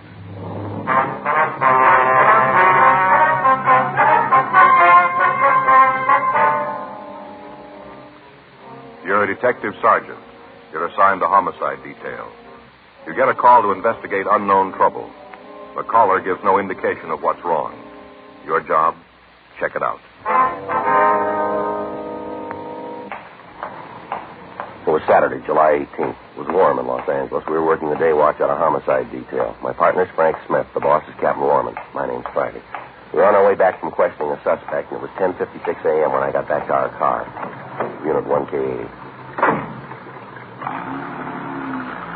Did you get me a pack, too? Yeah, here you are. Thanks. Hey, Joe. Wonder if you'd do me a favor. I just did. I bought you a pack of cigarettes. No, something else. Well, I've been thinking about taking a sergeant's exam. See if I can crack it this time. Yeah. I figure I got about 6 months before they're going to hold him again. Gives me plenty of time to get ready. It's a lot of work. You're going to have to really hustle the books, you know. Yeah, I know. I talked to Faye about it last night. Got it all squared away. The in-laws aren't going to come out this year. That's what loused me up last year. It is, huh? Sure, Joe. You know our house. We had army cops all over the place, kids running around screaming. Nobody can study like that. You going to be able to work out the classes? Well, I'm going to have to. I can sure use the extra money. Faye and me'd like to do some work on the house. About the only way we can do it if I make sergeant. What do you want me to do? Well, I wondered if you kind of helped me out along the way. You made it. You tell me what to do and what to watch out for. Well, I'll do what I can for you, but there isn't anybody who can make it for you besides yourself, you know. Yeah, I know that, but as long as you're in my corner, old buddy. I'll be in your corner. Attention all units. You better get the help. All units. At 5291 La Miranda Street. Investigate unknown trouble. That's at 5291 La Miranda Street. Investigate unknown trouble. Car 11F93, take the call. Code 3, KMA 367. Mrs. Miranda now, isn't it here? Yeah, 6100 block. We must just pass the place. I didn't see anything, did you? Me either. It's code 3. It's important. Make it you and we'll go back and check it out. Right. It should be up here on the right. Mm-hmm. 5800, a couple of blocks up there. Take it easy. You should be in here. Yeah. Doesn't look like there's any trouble. I think this is it. You want to pull up? Yeah. At the back of the court. 5291. There's nothing going on. Yeah. Well, maybe I better verify that address, huh? Yeah. 1K80 to Control 1. Control 1 to 1K80. Go ahead. Would you repeat the address on the call to La Miranda Street? Stand by 1K80. See anything? No. Well, it's probably some kids having a time. Yeah. Control 1 to 1K80. That address is 5291 La Miranda. 5291 La Miranda. Roger, Control 1. 1K80, code 6 at that address. KMA 367.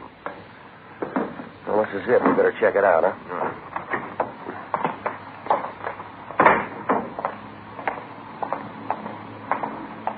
Well, there's nothing wrong here.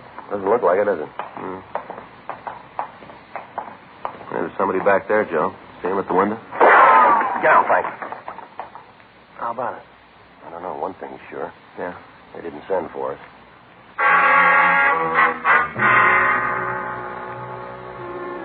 The 5 units of the court were arranged in the shape of a U. 5291 was the building at the far end. In the center, running between the 2 wings, was a grass area. Large palm trees were growing at either end, and there was a wrought iron table and 4 chairs in the center of the area. From what we could see of the building the shot had come from, the only door was the one facing us. Frank and I ducked over to the left side of the court to the unit occupied by the manager. We waited on the porch until the felony car that had been assigned to the call arrived. While the officers from the unit covered the house, Frank and I went to the manager's place and talked to him. He identified himself as Marshal Rice. He appeared to be nervous and upset. I don't know why it should be so tough. You get him out of there. That's all I care about. Just get him out. What'd you say the man's name was? Dudley Gray. You the one who called the police? Yeah, I called him right after he took the first shot. I wasn't going to wait around for no repeat performance. Mm-hmm. You have any idea why he's doing this? Only one that makes any sense. What's that? He's wigged. Sir? Splitsville. He's gone straight up. Did you talk to him this morning? Yeah, I went back there about 8:30. Wanted to get some things straightened out. Sat and had a cup of coffee with him and Charlotte. Who's Charlotte? His wife. Real doll. She sure don't deserve to come up with a flip like him. How'd he seem then? You mean when I talked to him? That's right. All right, I didn't notice anything. If I had, I'd have called you then instead of waiting for this to happen. And what'd you talk about? Well, different things. We've been planning on doing a little remodeling, painting papers. Yeah.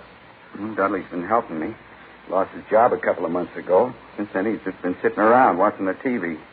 Not doing liquor work. So I asked him to give me a hand with a redecorating. Guy's already 6 weeks behind in his rent. Just goes to show. Well, you try to be nice to a guy, try to give him a hand. What happens? He kicks you. He's no good. He's no good at all. We'll find out when he comes out. You'll see then. How long have they lived here? It's been a couple of years. You need the exact date they moved in? No, sir, not right now. You ever had any trouble with them before this? Nothing like this, that's for sure. But you have had trouble, huh? Well, sure. Just try to live together and not have a little beef now and then. What were the disagreements about? Different things. Sounds kind of silly when you talk about them. Well, it might help us get him out if we knew what caused this. Well, like he likes one baseball team, I like another. He don't like to fish, I don't like to hunt. Things like that. Lay him out in the sun, they just dry right up. Silly little thing. Anything else? Well, guess I might as well tell you. You'll find out anyway. What's that? Oh, Dudley thought there was something between Charlotte and me. Of course, there wasn't, but you just couldn't convince him he was off base. Wasn't anything could convince him. He said something about that this morning, did he? Yeah, we were just sitting there talking about how he ought to help me out with a painting. Charlotte said he should. All of a sudden, he got this kind of wild look in his eye. Told me he knew all about me and his wife. Said I wasn't fooling anybody. Well, we just sat there. Didn't know what to think. Picked up his coffee cup and flung it across the room. Smashed it against the wall. Coffee all over the place. Streaming down the walls. Ruined the paint. Told me to get out of the house and to leave Charlotte alone. Said if he ever saw me talking to her again, he'd make me sorry I did. Well, what about his family now? Are they in the house? I'm pretty sure they ain't. Charlotte took the kids and left right after I did. I saw them walk out. You know where they went? Well, I can't help you there. Do you have any people or friends in the neighborhood here? Not that I ever heard. Got a sister down in National City, but I don't think she went there. Why say that? She didn't have no grips. She'd have gone there. She'd have taken clothes for the kids. Didn't have no grips when she left. Pretty sure she didn't go in National City. But you don't know where we can find her, huh? Not the least. Might have gone to a show till Dudley calms down. How do you figure to get him to come out? Well, we'll try to talk to him first, reason with him. That ain't going to do it. He hasn't got any reason left to do a thing like this. Well, we got to try. You're going to have to kill him. You just wait and see. That's the only way you're going to get him out. Shoot the house full of holes and hope he gets in the middle. That's the only way. We hope so. You'll see. Something else you ought to know. Yeah, what's that? That gun he's got, the .22 rifle? Yeah. He's got a real thing about guns. Big collection. Rifles, pistols, automatics, a whole bunch of them. Yeah. And they all work. We got a description of Dudley Gray, and we called it into R&I. We found that he had no record in our files. We got in touch with Captain Lorman and filled him in. We requested that additional teams of men be dispatched with tear gas equipment and shotguns. The men from the felony unit covered the back of the house, while Frank and I covered the front. All of the other tenants of the court were instructed to stay indoors. 11:14 a.m. With Frank standing by, I went up to the porch to try and talk to Gray. Gray? Gray, I want to talk to you. I got nothing to say to you. Why don't you put the gun down and come on out here? You try to take this place, I'll kill you all. No reason for that. I know who you are. You don't have to try to kid me. I know you. The police officers, Gray. We want to help you. Yeah, you don't have to lie. You just want me to open the gates and let you and the rest of them in here. Well, you go back and tell the chief I won't do it. All right, come on out here, Gray. Put the gun down. Let's talk it over. I'm telling you, I got nothing to say. Come sneaking around here trying to get me to let you in. As soon as you're inside, you burn the place down, run off all the horses. Run off what? Yeah, I shoot the KG-1. Well, it won't work. Told you, I know who you are. You go tell the chief that it didn't work. Not one Indian's getting in here, not one. I'm going to defend this fort till the cavalry gets here. They'll show you. Division on the way right now. Gray, come on out here. We're on your side. We want to help you. That's a lie. You got different clothes on, but I still recognize you. You were scouting around here last week, I remember. Now you get out of here. Come on, Gray. Give us a break. Let's talk it over. No. Right with you. What about it? I don't know. He thinks he's in a fort. Told me he thought I was an Indian. You heard him. Yeah, I heard. From what the landlord says, he can hold out in there as long as he wants. Yeah. Maybe if we could find his wife, we might be able to come up with the answer. All right, I'll check with the rest of the neighbors, see if they can tell us anything. Yeah, I'll go on back and try to talk to him. Wait a minute. Take it easy, Joe. He sounds pretty sick. Yeah. Check the boys in the back, will you, and see if there's any way of getting to him from there. Right.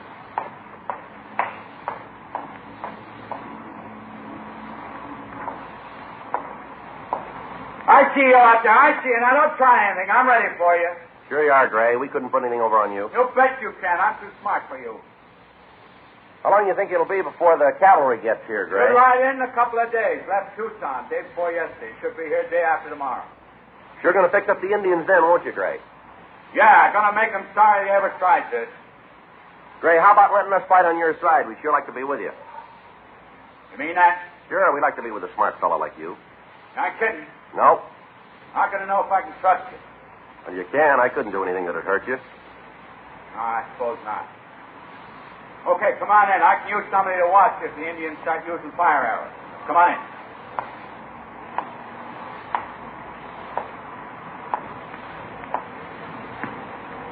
Okay, I'll keep you covered. As soon as you get here, I'll take the bar off the gate. All right.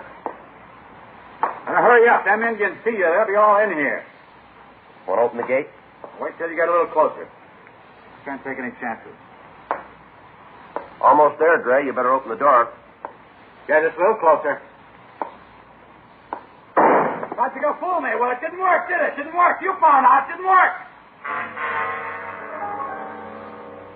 When Gray fired at me, I dropped to the ground while Frank and the other officers returned the fire, driving the man away from the window. 11:47 a.m., the additional men arrived from the office with tear gas equipment. It was distributed, and we worked out a plan to take Gray. It was decided that 2 men would cover the right side of the house while another team covered the back. Frank and I would go around to the left side and fire tear gas shells into the building until Gray had to leave. 11:58 a.m. All of the officers were in position, and Frank and I started to move in to use the tear gas gun. All right. That's enough of that. Just get out of there. Other building, Joe. Yeah, I see her. Just get out of that dark. Go on now, out. Would you get back in the house, please? We don't want to get hurt here. Then you just better get right out of my azaleas. You knock down one more bush and you're in trouble. You don't understand, ma'am. There's a man in that house and he's got a gun. I don't care about Mr. Gray. What he does is his own business. I'm just telling you to get out of my flowers. All the year I've been worrying over it, trying to coax a blossom out of them. Now you come around here with your big feet and ruin it all. We're sorry about that, but we have to get Gray out of that house. Then do it without stepping all over my flowers. You're a cop. You're supposed to know how to handle things like this. And look what you've done to my tuberous begonias. 3 months I've been working with them. Just put them out last week, and now look, they're all broken. You just ought to be ashamed of yourself, big men like you doing a thing like this to my flowers. Ashamed. Look, ma'am, if we hurt your flowers, we're sorry. As you did. Think you better get inside now, lady? Are you telling me what to do? Yes, ma'am. That's a direct order. Yes, ma'am. All right. I'll go, but you just remember, you ordered me to go. You're going to hear about this young man. What's your number? Beg your pardon? What's the number on your badge? I intend to report you for this. You'll find out. Or tuberous begonias. You'll find out. Now, what's your number? Frank, you want to handle it? Yeah. Come on, ma'am. We can talk right over here. Oh, you don't think you can soft-soap me out of it. I'm going to cause a lot of trouble, a lot of it. Nothing you can do to stop me. If you'll just go on inside, well, I'll talk to you later. All right, but I'll be watching you. I'll be right here watching you.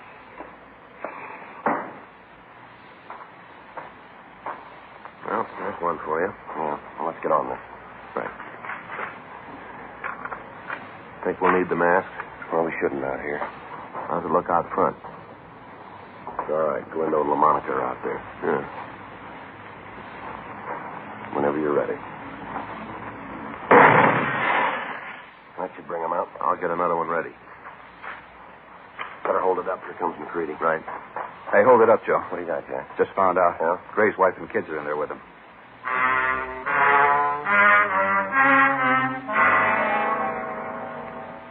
Sergeant Jack McCready was standing by in the manager's office when Mrs. Gray had telephoned from the house. With the possibility that innocent people might be hit, we were unable to fire into the home. We met with Captain Warman and discussed the methods we could use to get the woman and children out of the place. We worked out a plan. It would depend entirely on being able to talk to Mrs. Gray and explain what we were trying to do. Frank and I went to the manager's place and put in a call to the house. How about it? It's just starting to ring. Figure it'll work? I don't know.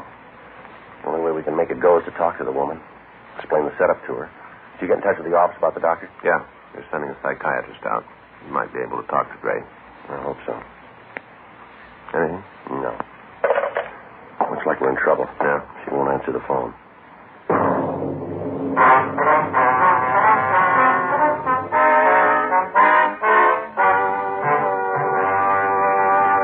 You are listening to Dragnet, the authentic story of your police force in action.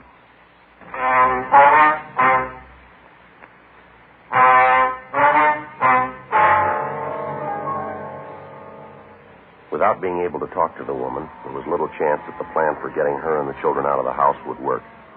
1:14 p.m. A large crowd of people had gathered on the street in front of the court. Additional policemen from Metro Division had to be called in to control them. From time to time, Dudley Gray would scream something at the bystanders and fire into the crowd. So far, we'd been able to keep the curious citizens back far enough so that none of them were hurt, but it was only a matter of time before our luck ran out.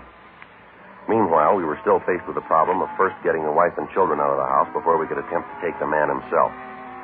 1:29 p.m. While Frank and Sergeant Jack McCready went around to the back of the house to ascertain the possibility of removing the family from that side, I again attempted to talk to Gray. Gray? Gray? Come on, Gray, we want to talk to you. I thought I killed you, Indian. Come on, Gray. We're police officers. We're trying to help you if you'll give us the chance. You expect me to believe that? The truth. Well, that's what you say. I'll give you something. What's that? You better get out of here and take your friends with you. As soon as the cavalry gets here, you're all going to be in trouble. Now, come on, Gray. There isn't any cavalry. You're in Los Angeles. You're sick, Gray. We want to help you if you'll give us the chance. I don't need nothing from you. What about your wife and kids? You going to have them hurt? They're all right. Nothing's going to get to them. They're all right.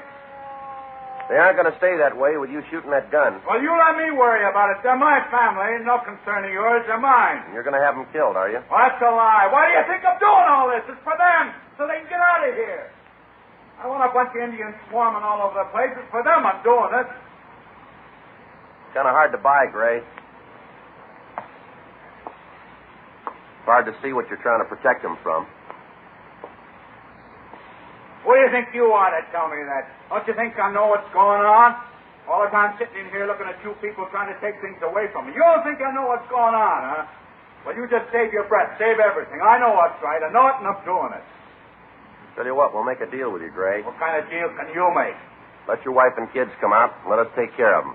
Give us a chance to prove that we're on your side. You can't catch me with that one again. You tried once before, and it didn't work, remember? You tried once before. We didn't cause you any trouble. I don't believe anything you say. Might as well save your breath. All you Indians are tricky. You're not fooling me. What about all the people out there in the street? Well, what about it? You want to hurt them, too? Be real honest with you. One you got coming, but I'll be honest. All right. I don't much care. They're dumb enough to get caught in the middle of an Indian war. It's their tough luck. You've come close to shooting a couple of them, you know. Now tell them to go back to their homes. Leave the fighting to the men. Come on, Gray. Let's get together and talk things over out here. What do you say? Nothing doing. You get me out of the fort and you'll try something. I'm not falling for that. What? And what are you trying to do? I don't know what you're talking about, Gray. Don't try that with me. You're trying to break into the back of the place. Well, it won't work. I'll take care of you all. Joe, get out of there. All right. How about it? We're getting the gas equipment ready now. Yeah. Got his family out.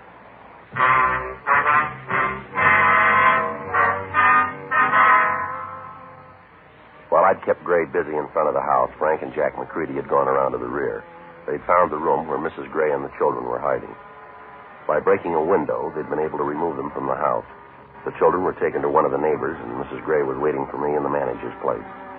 Outside, the members of homicide detail were making preparations to get Dudley Gray out of the house. Thank God you got us out of there. I don't know how to tell you. It's all right now, Miss Gray. The children were out there. They're next door. Don't worry about it. What about Dudley? What are you going to do about him? Well, we're trying to get him to come out of the house. You're going to have to shoot him? Well, that depends on how he wants it. Oh, he's sick, Sergeant. You know that. He doesn't know what he's doing. Sure, we know it, but your husband's in there taking pot shots at anybody who comes near him. Only a matter of time before somebody gets so close he can't miss. There's some way to get him to give up. You're a policeman. There's been things like this before. It seems like it'd be your job to get him out without hurting him. Well, we're trying. What caused this to happen? A lot of things, Sergeant. Well, Miss Gray, if we knew what's wrong with him, it might help. Could you give us some kind of an angle on it? I don't know how long it's been building. Maybe a year, maybe longer. It's hard to say. You try to take care of the family, keep it together. Sometimes you don't see the signs. Yes, ma'am. It might be my fault. I guess it is. Just all of a sudden things got too heavy for him to carry. He lost his job. We couldn't pay the bills. Got so I wouldn't answer the phone because I knew it was somebody wanting their money.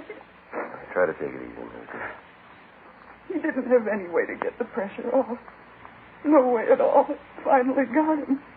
All right, go ahead. You sure the children are all right? They're being taken care of? Yes, ma'am, they're fine. Are they having lunch? I couldn't fix them anything. They haven't eaten since this morning. I'm sure they'll be fed. Alice is kind of picky with her food and needs coaxing to eat. They'll be all right, Miss Gray. Now, would you go on, please?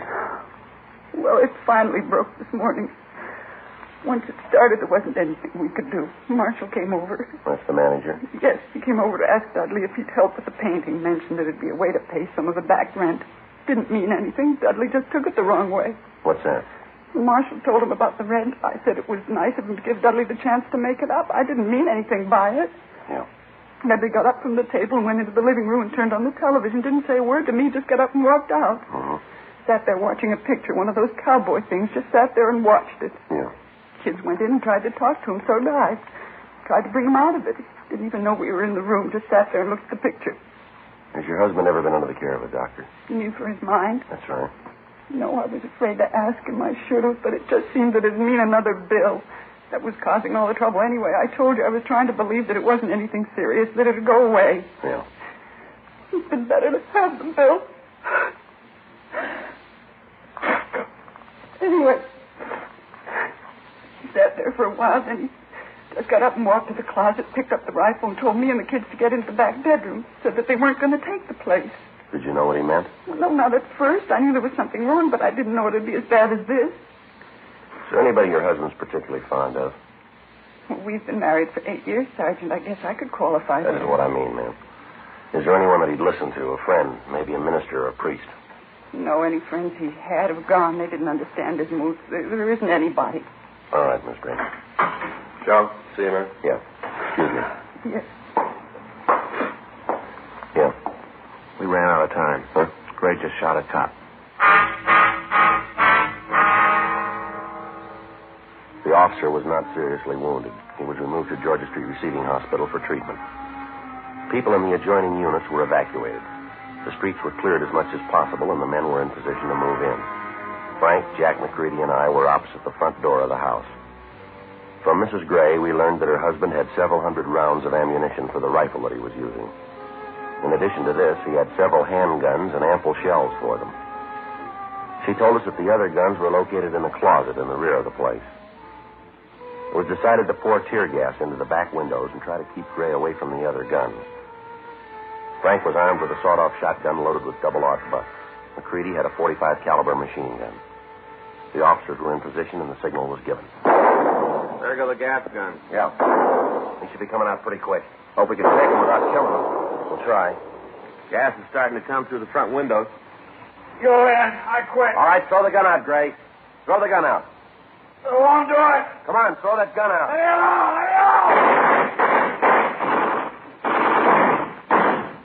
He's down. Come on. You still got the gun. Is he dead? No. You better get an ambulance. I'll take care of it. Is he dead? Did you kill him? No, ma'am. Oh, Dudley.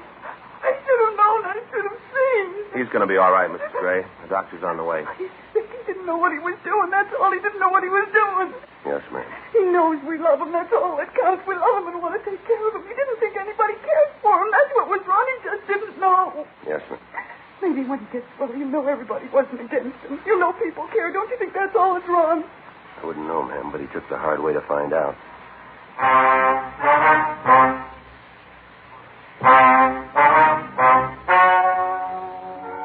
The story you have just heard is true.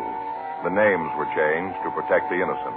On August 26th, a preliminary hearing was held in the prison ward of the county hospital in and for the county of Los Angeles, state of California.